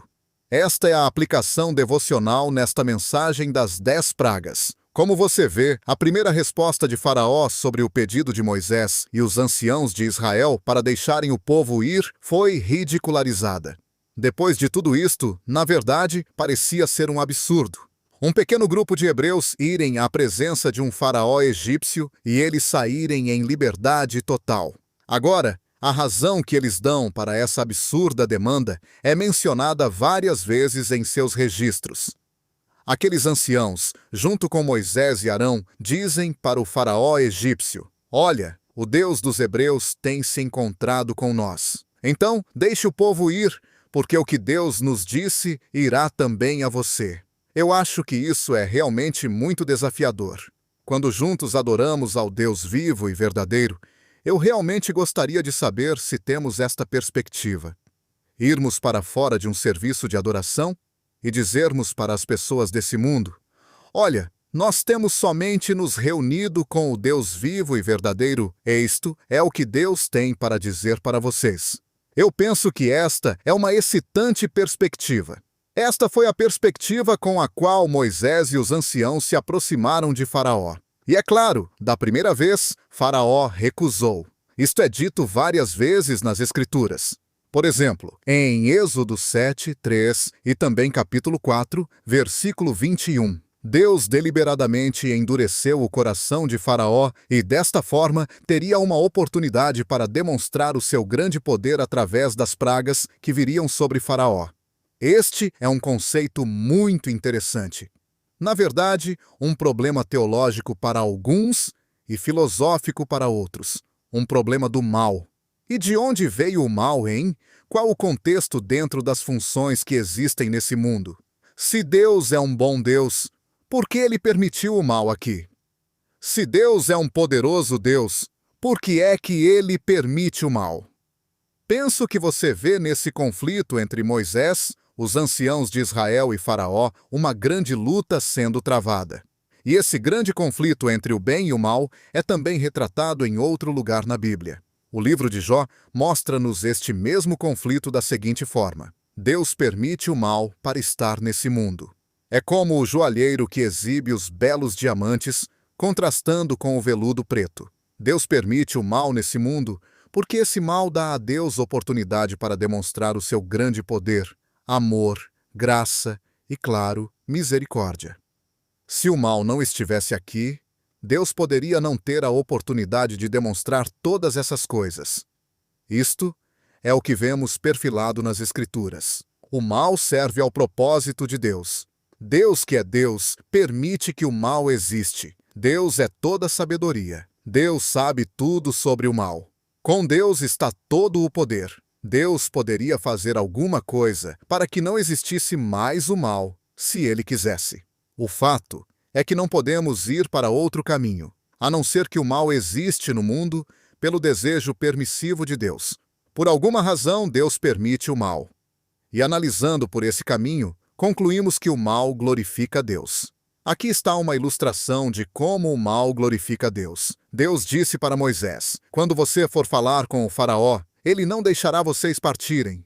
Eu estarei endurecendo o coração de Faraó. E como resultado disso, ele estará completamente do lado oposto. Esta oposição dará a minha oportunidade de demonstrar que sou o poderoso Deus, o único Deus na face da terra, que sou um Deus verdadeiro e vivo. Esta verdade é demonstrada quando as 10 pragas vêm sobre Faraó e o Egito. As pragas demonstram o poder de Deus para libertar. Através dessas pragas, Deus se inclinou sobre Faraó como um elefante e o foi sufocando até Faraó finalmente deixar os filhos de Israel irem para a liberdade. No livro de Êxodo, você pode também ver a grande verdade que poderíamos chamar de os princípios da libertação do poder do pecado e do mal. Existe um tremendo diálogo que acontece entre Moisés e Faraó nesta parte do livro de Êxodo. Como a Moisés somente interessa a libertação do povo de Deus e Faraó se recusa a deixá-los ir, as pragas estão vindo e são muito persuasivas. Então, pouco a pouco, Faraó começa a render-se para o poder de Deus. Muitas pessoas acreditam que Moisés é o retrato do nosso libertador Jesus Cristo, e Faraó é um retrato de Satanás, que é a personificação do mal. Se entendermos a dinâmica do que está existindo entre Moisés e Faraó, podemos entender a dinâmica do que existe entre Jesus Cristo e Satanás hoje. Jesus Cristo vive e trabalha através das pessoas, e isso faz o inimigo também estar vivo e trabalhar através das pessoas. Isto tudo que está no livro de Êxodo é um grande ensinamento para nós. Quando entendemos a dinâmica do que envolve a nossa salvação ou libertação do poder, tirania e a escravidão dos pecados. Estas tentativas de Faraó para tentar fazer um acordo com Moisés mostram-nos as estratégias do mal hoje. O maior inimigo do melhor é o bem. Satanás não nos tenta para roubarmos um banco se Deus quer que sejamos um médico missionário, por exemplo. Ele nos tenta para sermos um médico aqui nesse país e ganharmos um bom dinheiro. Satanás oferecerá algumas coisas boas que não serão o melhor que Deus terá para nós. Ele tentará conseguir que façamos pequenos compromissos até que um dia percebamos que não estamos servindo e colocando Deus em primeiro lugar. E, claro, nem cumprindo a sua vontade para a nossa vida. Moisés realmente nos mostra os princípios da libertação nessas tentativas de Faraó para conseguir fazer um acordo com ele. Em cada caso, Moisés absolutamente se recusa a fazer um acordo com Faraó. Eu gosto muito da maneira como Moisés coloca isso no capítulo 10, versos 24 até 26. Ele diz: "Nós iremos com nossos jovens e com nossos velhos, com nossos filhos e com nossas filhas, e com nosso gado e com nossas ovelhas." Moisés não fez nenhum acordo com Faraó. E desse modo, Moisés mostra-nos o primeiro princípio da libertação de nossos pecados. Qual é o primeiro princípio da libertação de nossos pecados? Em primeiro lugar, é conseguir não se envolver com o pecado. Esse é o primeiro grande princípio de libertação do problema da escravidão e tirania de nossos pecados. Temos que desejar ser libertos e ajudar a levar outros à libertação. Conheço um pastor que iniciou um ministério especial para alcançar homens de negócios. Através dos anos, uma vez por semana, no café da manhã, com estudo bíblico, centenas de homens têm sido alcançados e libertados.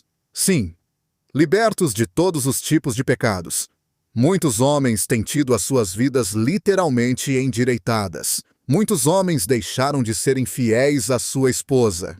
Um desses homens de negócios se aproximou um dia do pastor e perguntou: "O que eu farei?" E o pastor respondeu: "Você sabe muito bem o que deve fazer." Aquele homem tinha deixado sua esposa e estava vivendo com uma amante. Então, o pastor foi direto na solução de seu caso, dizendo: "Deixe sua amante e vá hoje mesmo para casa. Volte para sua esposa, para o seu lar, agora mesmo." Naquela mesma noite, o homem chegou para sua amante e disse que voltaria para sua esposa. A amante então sentou no seu colo, deu-lhe um grande beijo e falou: "Agora me diga que você vai de volta para sua esposa." Quando ele veio para o café na próxima semana, contou-me o acontecido. Aí, ali no restaurante, ele bateu com o punho na mesa e disse: "Eu nunca tinha olhado tão bem para aquela mulher, a minha amante, como fiz naquele momento. E eu não a deixei. Eu não voltei para casa." Sabe, o fato é que ele estava envolvido, profundamente envolvido. Não é fácil conseguir se libertar desse envolvimento. É exatamente por isso que o primeiro princípio de libertação é não estar envolvido. Nunca faça acordo com o pecado. Coexistir com o pecado é coexistir com um câncer. Então, não faça acordo com o pecado. E isto é o que Moisés nos mostra quando olhamos para os princípios da libertação aqui no livro de Êxodo. Com isso, concluímos o nosso estudo de hoje. No nosso próximo encontro, eu continuarei a focalizar e a aplicar esses princípios da libertação que descobrimos no hostil diálogo entre Moisés e Faraó. Você encontrará, como eu tenho tido minha própria experiência pessoal, que estes princípios da libertação não são somente aplicados hoje, mas eles trabalham hoje como trabalharam por Moisés e os filhos de Israel há milhares de anos passados. A Bíblia tem muito para dizer a você hoje, embora tenha ela sido escrita há centenas de anos atrás. O propósito deste curso é estudarmos a Bíblia e aprendermos o que realmente ela diz, o que significa e como a aplicamos em nossas vidas. Nós estamos agora olhando para o livro de Êxodo e estudando os princípios da libertação que encontramos com a libertação do povo de Israel do Egito. Durante o conflito da Coreia, 7.190 homens americanos foram aprisionados pelos comunistas chineses e doutrinados. Antes da intervenção da China na Guerra da Coreia, todos os americanos feitos prisioneiros da Coreia foram executados. Os homens que os chineses capturaram esperaram o mesmo destino. Mas ao invés disto, eles foram cumprimentados com um sorriso, com um aperto de mão e com cigarros. Foi dito a estes prisioneiros que não se sentissem como prisioneiros, mas como estudantes. Eles foram doutrinados com a ideologia comunista por um período de 2 anos. Um terço desses homens fizeram um trato com o inimigo e converteram-se ao comunismo. Um homem de nome Eugene Kincaid foi comissionado pelo Departamento do Exército para escrever sobre isso. O livro se chama Em Toda a Guerra Menos Um.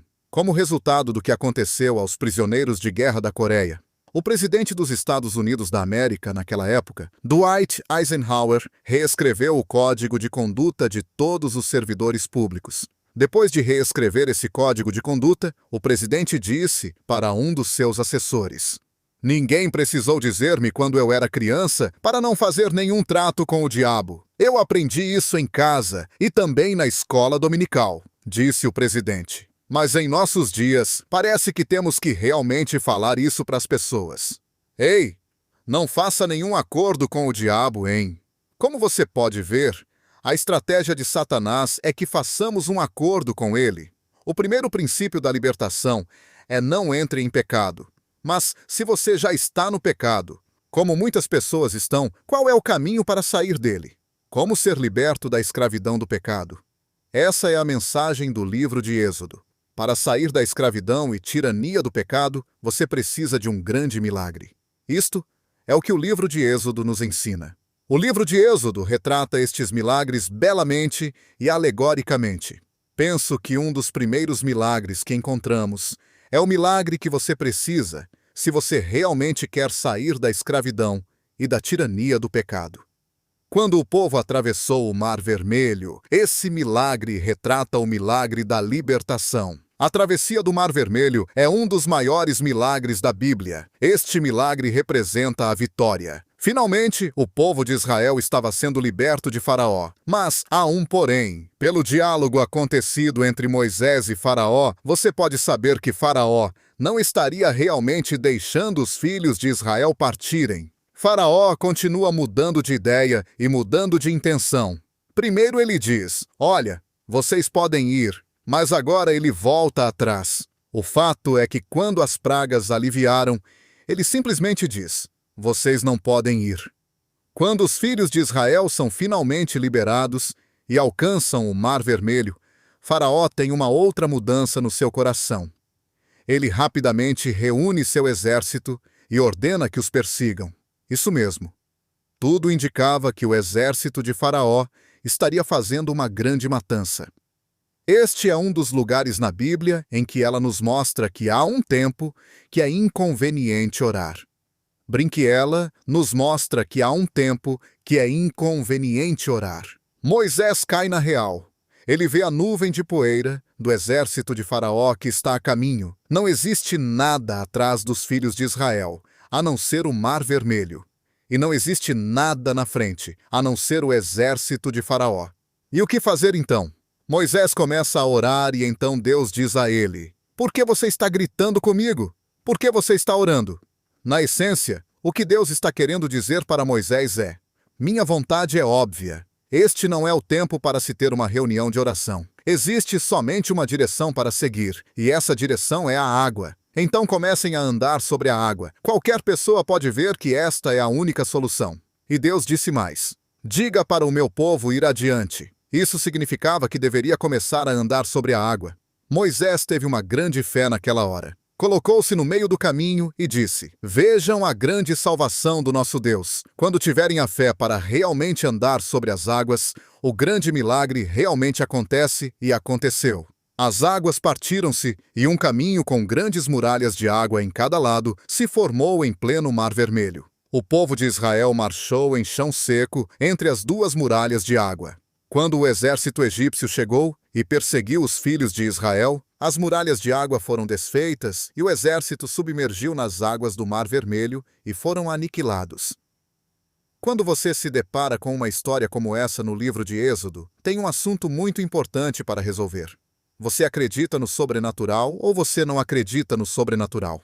Eu fico simplesmente pasmado pelas tantas explicações que as pessoas tentam dar para essa história. Alguns dizem que não foi no Mar Vermelho, outros dizem que foi e a água era muito rasa, enfim. Existem muitas outras explicações. Eu ouvi que um garoto, quando foi explicado que não era o Mar Vermelho, mas um brejo vermelho, onde a água durante a época da seca era rasa. E olha, ensinaram isso para ele na escola dominical. Quando o professor terminou, o garoto coçou a cabeça e disse: "Bem, então isso foi realmente um grande milagre, porque todo o exército egípcio morreu naquela aguinha rasa." Outro garoto chegou em casa da escola dominical e a sua mamãe lhe perguntou: Escuta, Joãozinho, o que ensinaram para vocês hoje na escola dominical? João respondeu: Ah, nos ensinaram que o exército de Israel foi perseguido até o Mar Vermelho pelo exército egípcio. E então, o que aconteceu? Perguntou a mãe. E Joãozinho falou: Bem, Moisés mandou construir uma ponte flutuante sobre o Mar Vermelho e o exército passou sobre ela. A mãe perguntou já em desespero: João, foi isso que ensinaram vocês hoje na escola dominical? O pequeno João então completou: Mamãe, se eu contar a você o que eles me ensinaram, você jamais acreditaria. Quando você chega nos milagres do Velho Testamento, você tem que decidir se você acredita no sobrenatural ou se você não acredita no sobrenatural. Eu acredito nesse milagre. Eu acredito nessa história, exatamente como ela está citada. E sei que o que aconteceu lá foi exatamente do modo como está registrado no livro de Êxodo. Acredito ainda que essa história retrata a nossa salvação.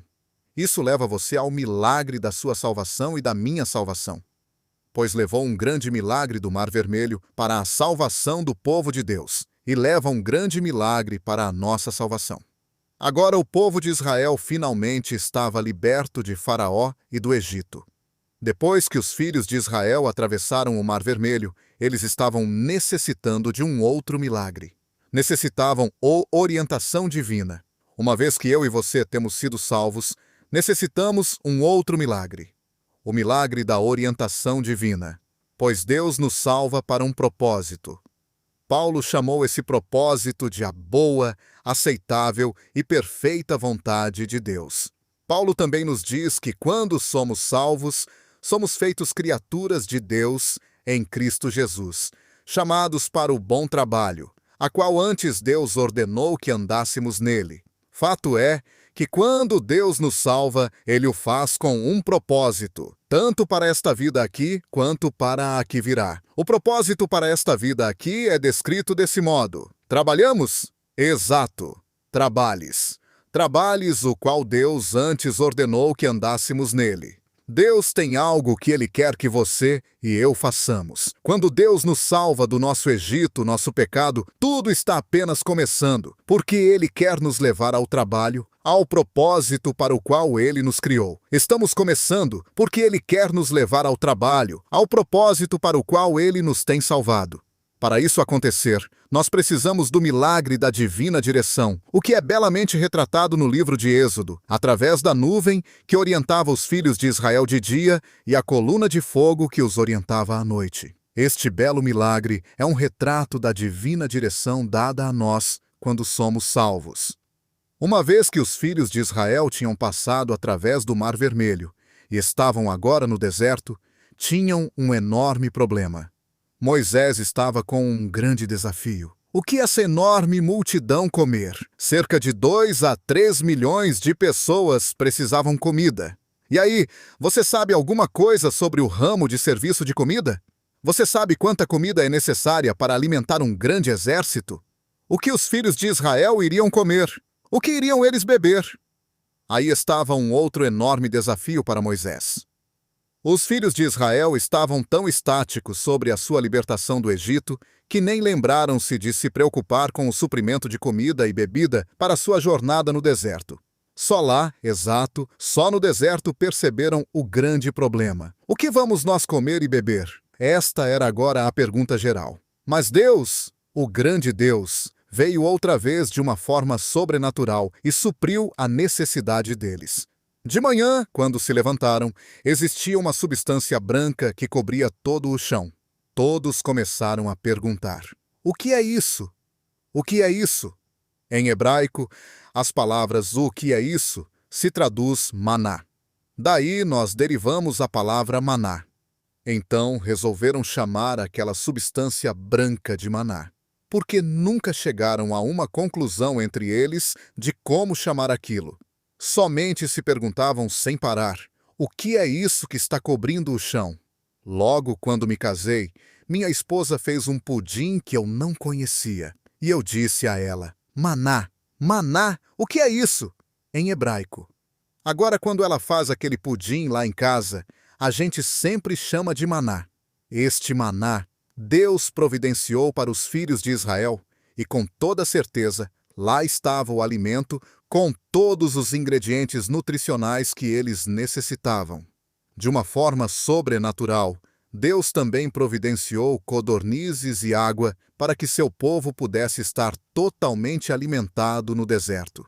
A provisão sobrenatural de Deus para as necessidades dos seus filhos retrata para nós outro milagre que nós precisamos. Isso nos leva além do milagre da salvação. O milagre de sermos guiados no deserto por Deus e o milagre de cada dia ter nossas necessidades supridas. Não se engane, existe um único milagre que pode nos salvar.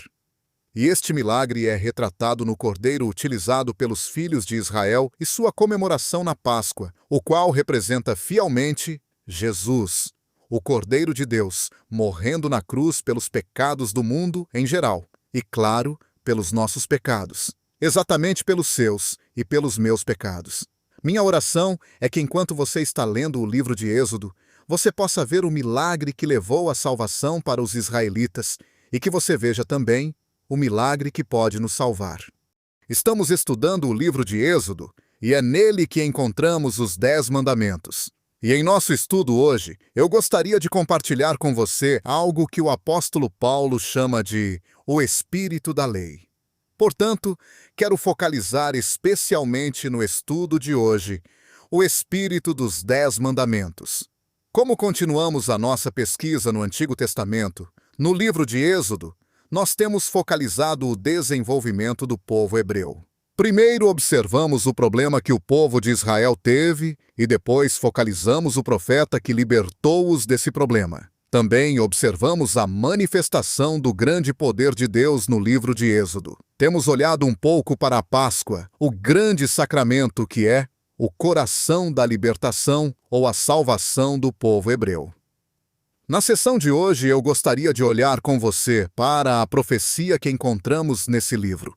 O livro de Êxodo é classificado como o livro da lei, porque existem muitas leis. Aliás, assim como o Êxodo, também nós temos Levíticos, Deuteronômio e todos estão repletos de leis. Quando Moisés foi para o Monte Sinai em 3 diferentes ocasiões para jejuar por 40 dias e 40 noites, pedindo a Deus palavras pelas quais ele pudesse governar e liderar os filhos de Israel, o Senhor deu-lhe o que é chamado de a Lei de Moisés. E esta lei é também chamada de a Lei de Deus. A Lei de Moisés está acima de 500 leis.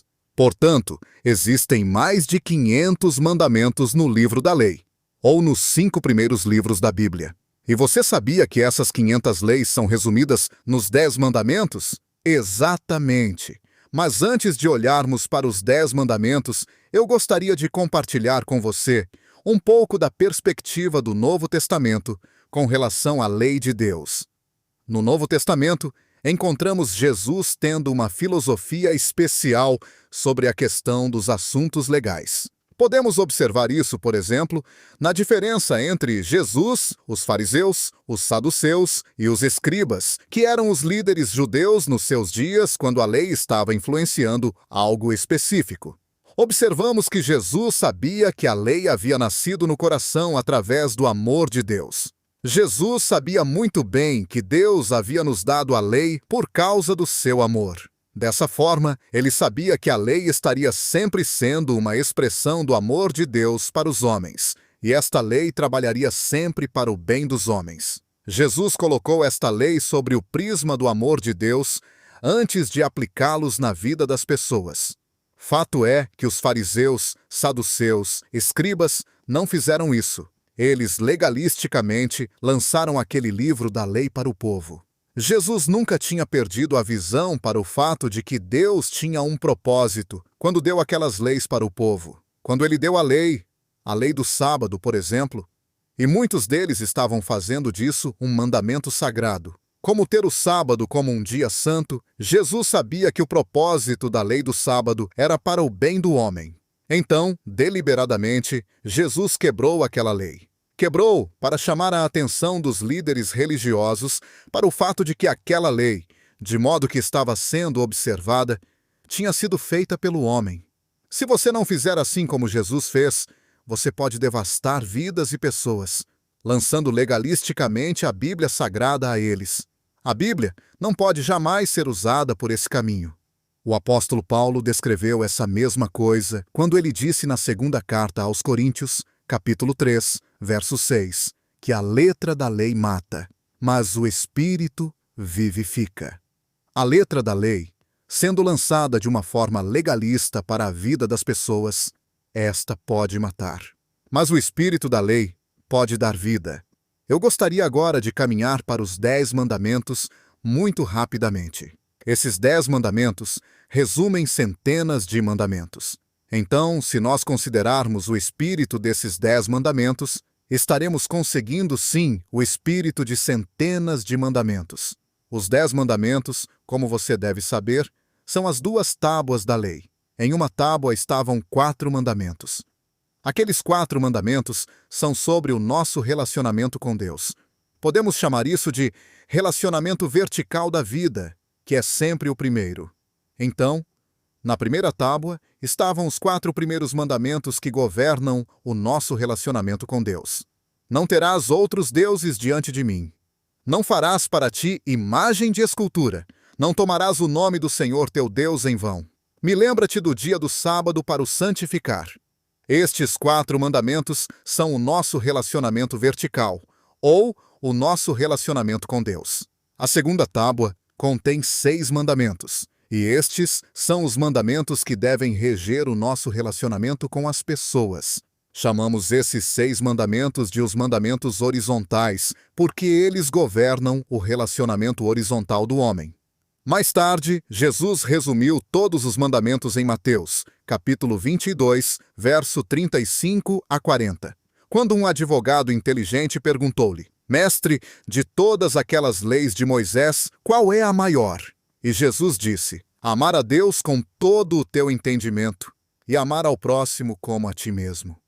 Quando Jesus disse isto, ele resumiu todos os mandamentos e as 2 tábuas da lei. Se você ama a Deus com todo o seu entendimento, você manterá os 4 mandamentos que dirigem o seu relacionamento com Deus. Se você ama seu próximo como a você mesmo, então você manterá os 6 mandamentos que dirigem o seu relacionamento com seu próximo. Lembre-se, se estamos indo através dos 10 mandamentos e vendo o seu espírito, então estaremos vendo o espírito de centenas de mandamentos. O primeiro mandamento, na primeira tábua da lei, era: não terás outros deuses diante de mim, ou não terás outro Deus diante de mim. Alguém tem dito que a mensagem da Bíblia pode ser sintetizada em 2 palavras: Deus primeiro. É isto que o primeiro mandamento está realmente dizendo: Deus primeiro. Se Deus for qualquer coisa, então Deus é tudo. E até você ver Deus como tudo, você não tem visto Deus como qualquer coisa. O segundo mandamento proíbe-nos de fazer qualquer tipo de imagem de escultura, nem alguma semelhança do que há em cima nos céus ou na terra, que seja como imagem de Deus. A aplicação literal disso é exatamente idolatria. Esse mandamento está claramente proibindo a idolatria. O espírito desta lei, porém, é alguma coisa do tipo: Deus é espírito. Isso supõe que vamos até Deus pela fé.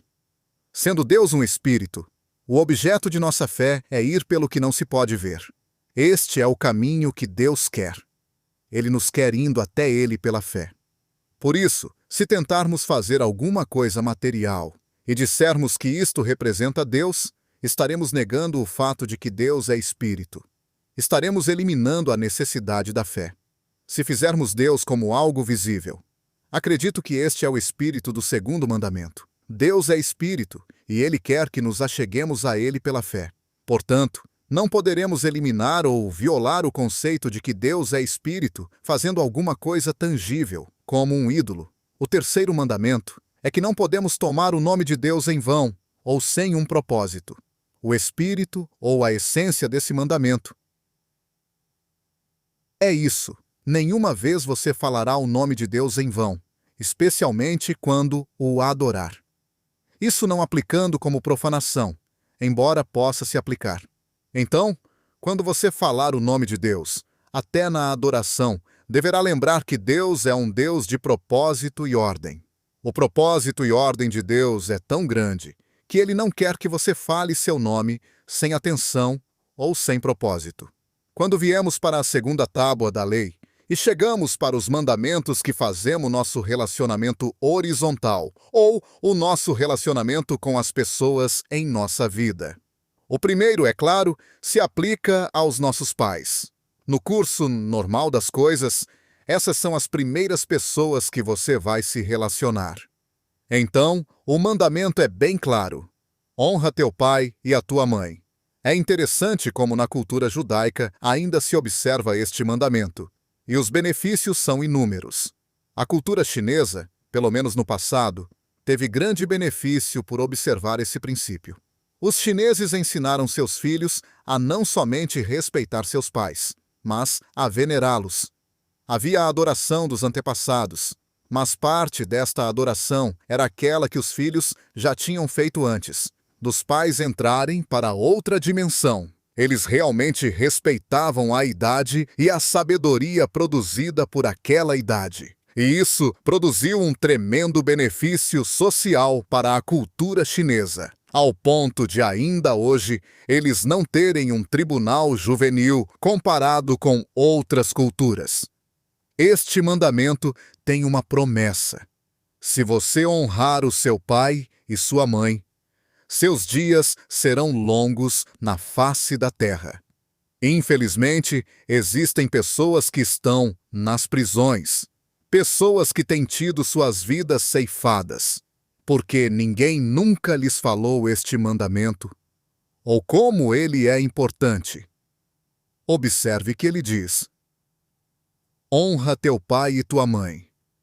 Não está dizendo apenas para obedecer os pais. Nas Escrituras, encontramos um recado que diz: filhos, obedecei a vossos pais. Quando você é uma criança, você obedece. O mandamento da lei está falando com adultos que devem honrar e respeitar seu pai e sua mãe. Eles sempre serão seu pai e mãe, e você deverá respeitá-los e honrá-los. Você não terá que obedecê-los quando se tornar um adulto, mas você sempre terá que honrá-los e respeitá-los também.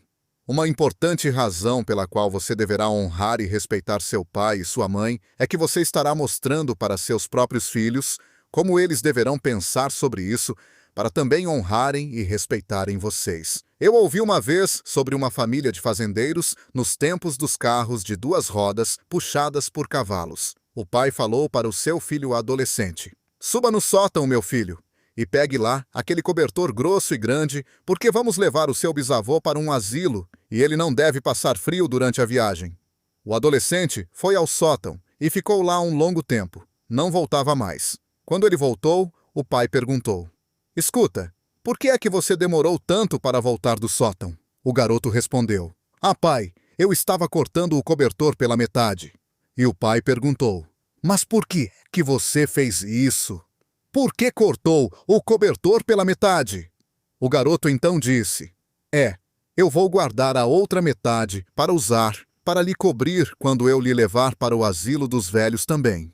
Eu não quero que você passe frio. Sabe, há muitos e muitos modos que esse mandamento beneficia quem o obedece. Honra teu pai e tua mãe.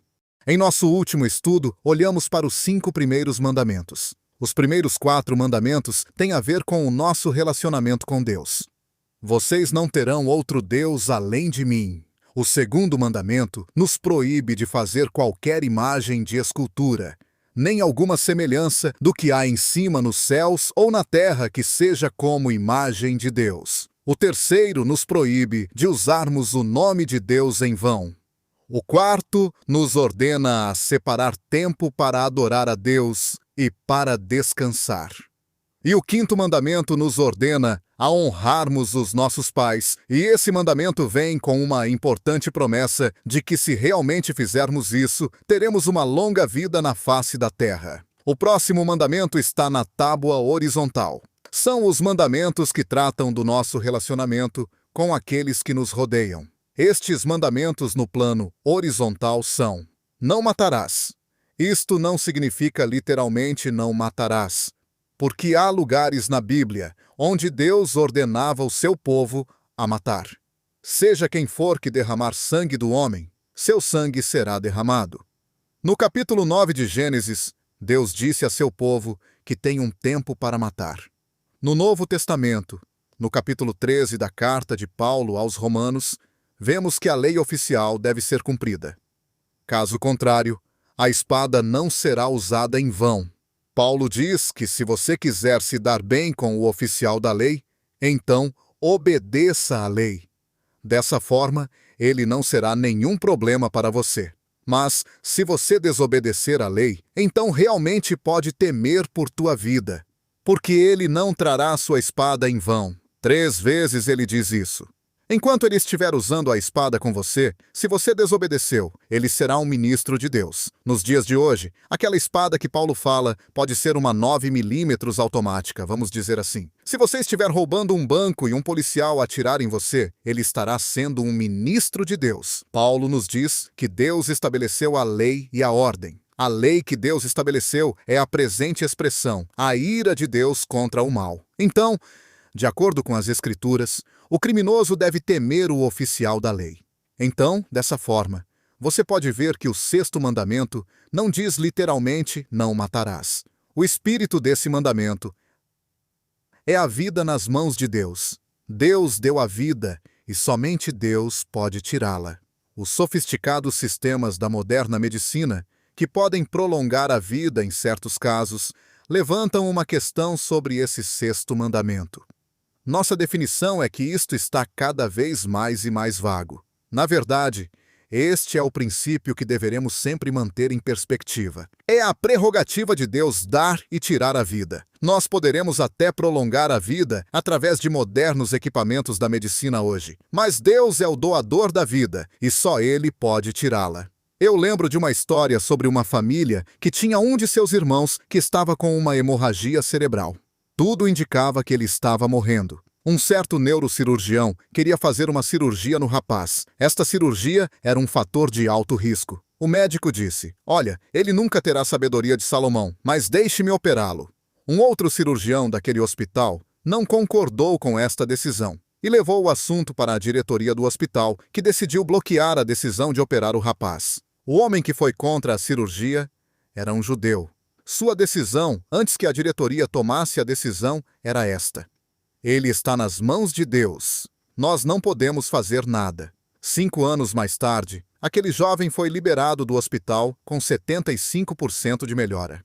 A família tem constantemente agradecido a Deus por aquele neurocirurgião que disse: ele está nas mãos de Deus, nós não podemos fazer nada. Deus é o único que dá e pode tirar a vida. Este é o princípio ou o espírito deste 6º mandamento. Vida. Este é o princípio ou o espírito deste 6º mandamento. Não cometerás adultério. Eu acredito que o espírito desse mandamento é o que poderíamos chamar de o direito dos filhos. Este é o plano de Deus, como declarado lá em Gênesis capítulo 2. Estabelecer parceiros para as pessoas, para que se tornem pais, e eles farão pessoas que se tornarão também parceiros e pais.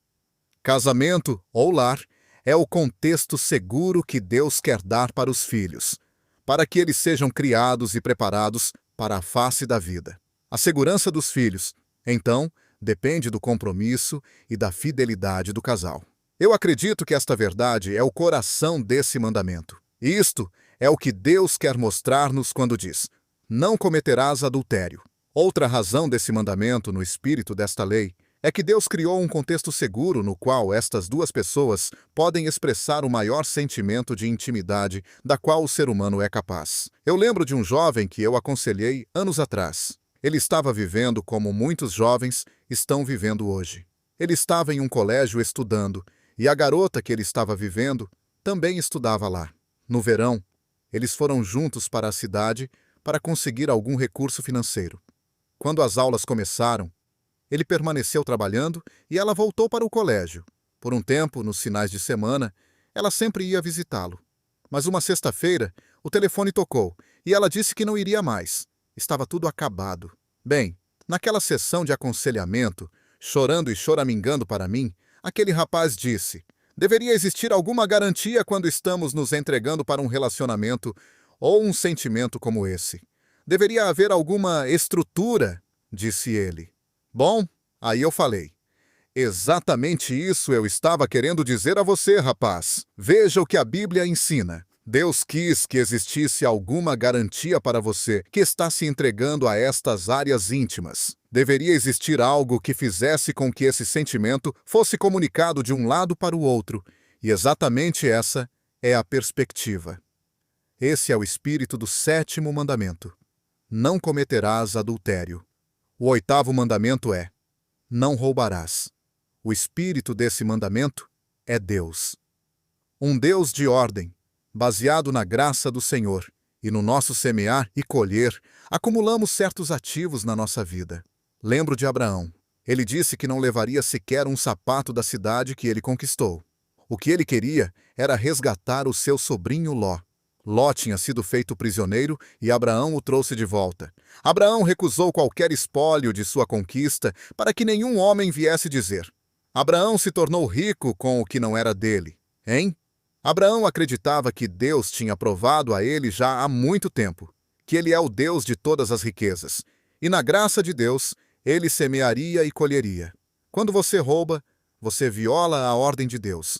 O próximo mandamento é: não dirás falso testemunho. Este é um mandamento que eu acredito. Não o temos observado como deveríamos. Muitas pessoas têm dito: não é permitido que conte uma grande mentira, mas uma pequena mentira. Isso está tudo bem. Dessa forma, temos grandes mentiras e pequenas mentiras. Mas este mandamento não está dizendo nada sobre mentiras. Se olharmos com muita atenção, vamos ver que o que ele está se referindo é unicamente sobre falso testemunho. Um dos caminhos para se mentir é dizer a verdade fora do contexto ou dizer somente parte da verdade. Manipular a verdade é um dos caminhos para se mentir. Pessoas na mídia são espertos em fazer isso, né?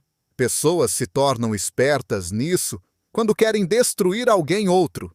Eles podem fazer isso dizendo parte da verdade em um tempo particular ou num particular contexto. Anos atrás, um jovem estudante que era também um pastor de jovens olhou no espelho retrovisor do seu carro e percebeu que um veículo da polícia tinha estado lhe seguindo por uns 9 quilômetros. Primeiro, ele não tinha percebido que era um carro da polícia, por ele não ser identificado como tal. Era meio-dia de um sábado e o jovem pastor pensou que aquela sirene era um apito do meio-dia de uma fábrica a qual ele estava passando naquele momento. Quando a polícia finalmente o pegou, ele pensou que estaria sendo levado para a cadeia. Com ele no carro estavam outros jovens que estavam voltando de um acampamento de jovens.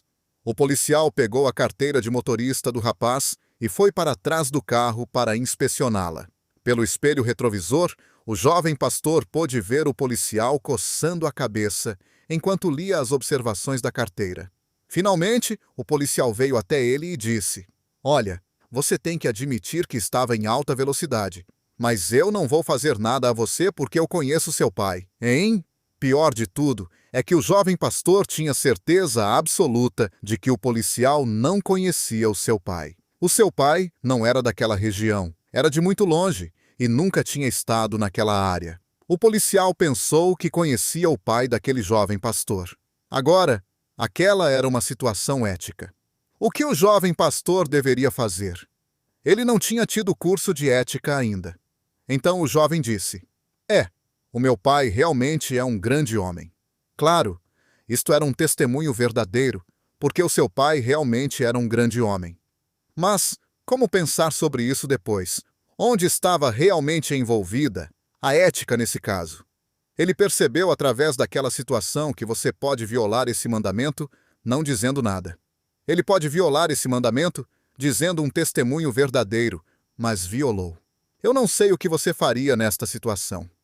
Acredito que isso serviu para aquele jovem pastor aprender alguma coisa e hoje ele faria diferente. Mas observe atentamente o que este mandamento diz.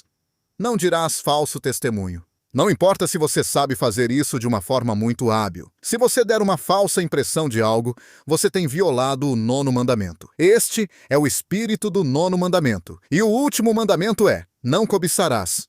O espírito desse mandamento é como o espírito do 8º mandamento: não roubarás. Deus tem um testamento do que nós temos. A esposa que temos, a família que temos, a casa que temos, a posição que temos e o nosso lugar na vida. Deus tem um testamento sobre todas essas coisas. De acordo com as Escrituras, nós não devemos comparar nós mesmos com os outros. Somos todos indivíduos únicos. Quando Deus fez você e quando Ele me fez, Ele jogou fora o padrão ou modelo. Ele não quer que sejamos como ninguém outro.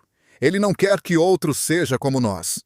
Então, se isso é verdade, nós não poderemos comparar nós mesmos com os outros, e nem desejar ou invejar o que os outros possuem.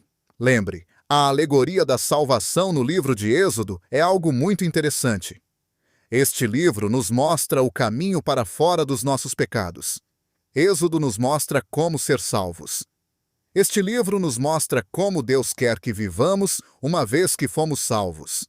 É exatamente por isso que Deus nos deu tantas leis no livro de Êxodo. E então, finalmente, Deus mostra-nos no livro de Êxodo como um santo Deus quer ser adorado por aqueles que Ele tem salvado. Eu oro para que, como temos pesquisado o livro de Êxodo, vocês possam entender primeiro de tudo salvação e libertação. E então, que você possa experimentar também salvação e libertação da escravidão do pecado. E então eu creio que pela pesquisa no livro de Êxodo, você entenderá algo que envolve ser um libertador ou um instrumento através do qual alguém outro também poderá ser liberto ou salvo da escravidão do pecado.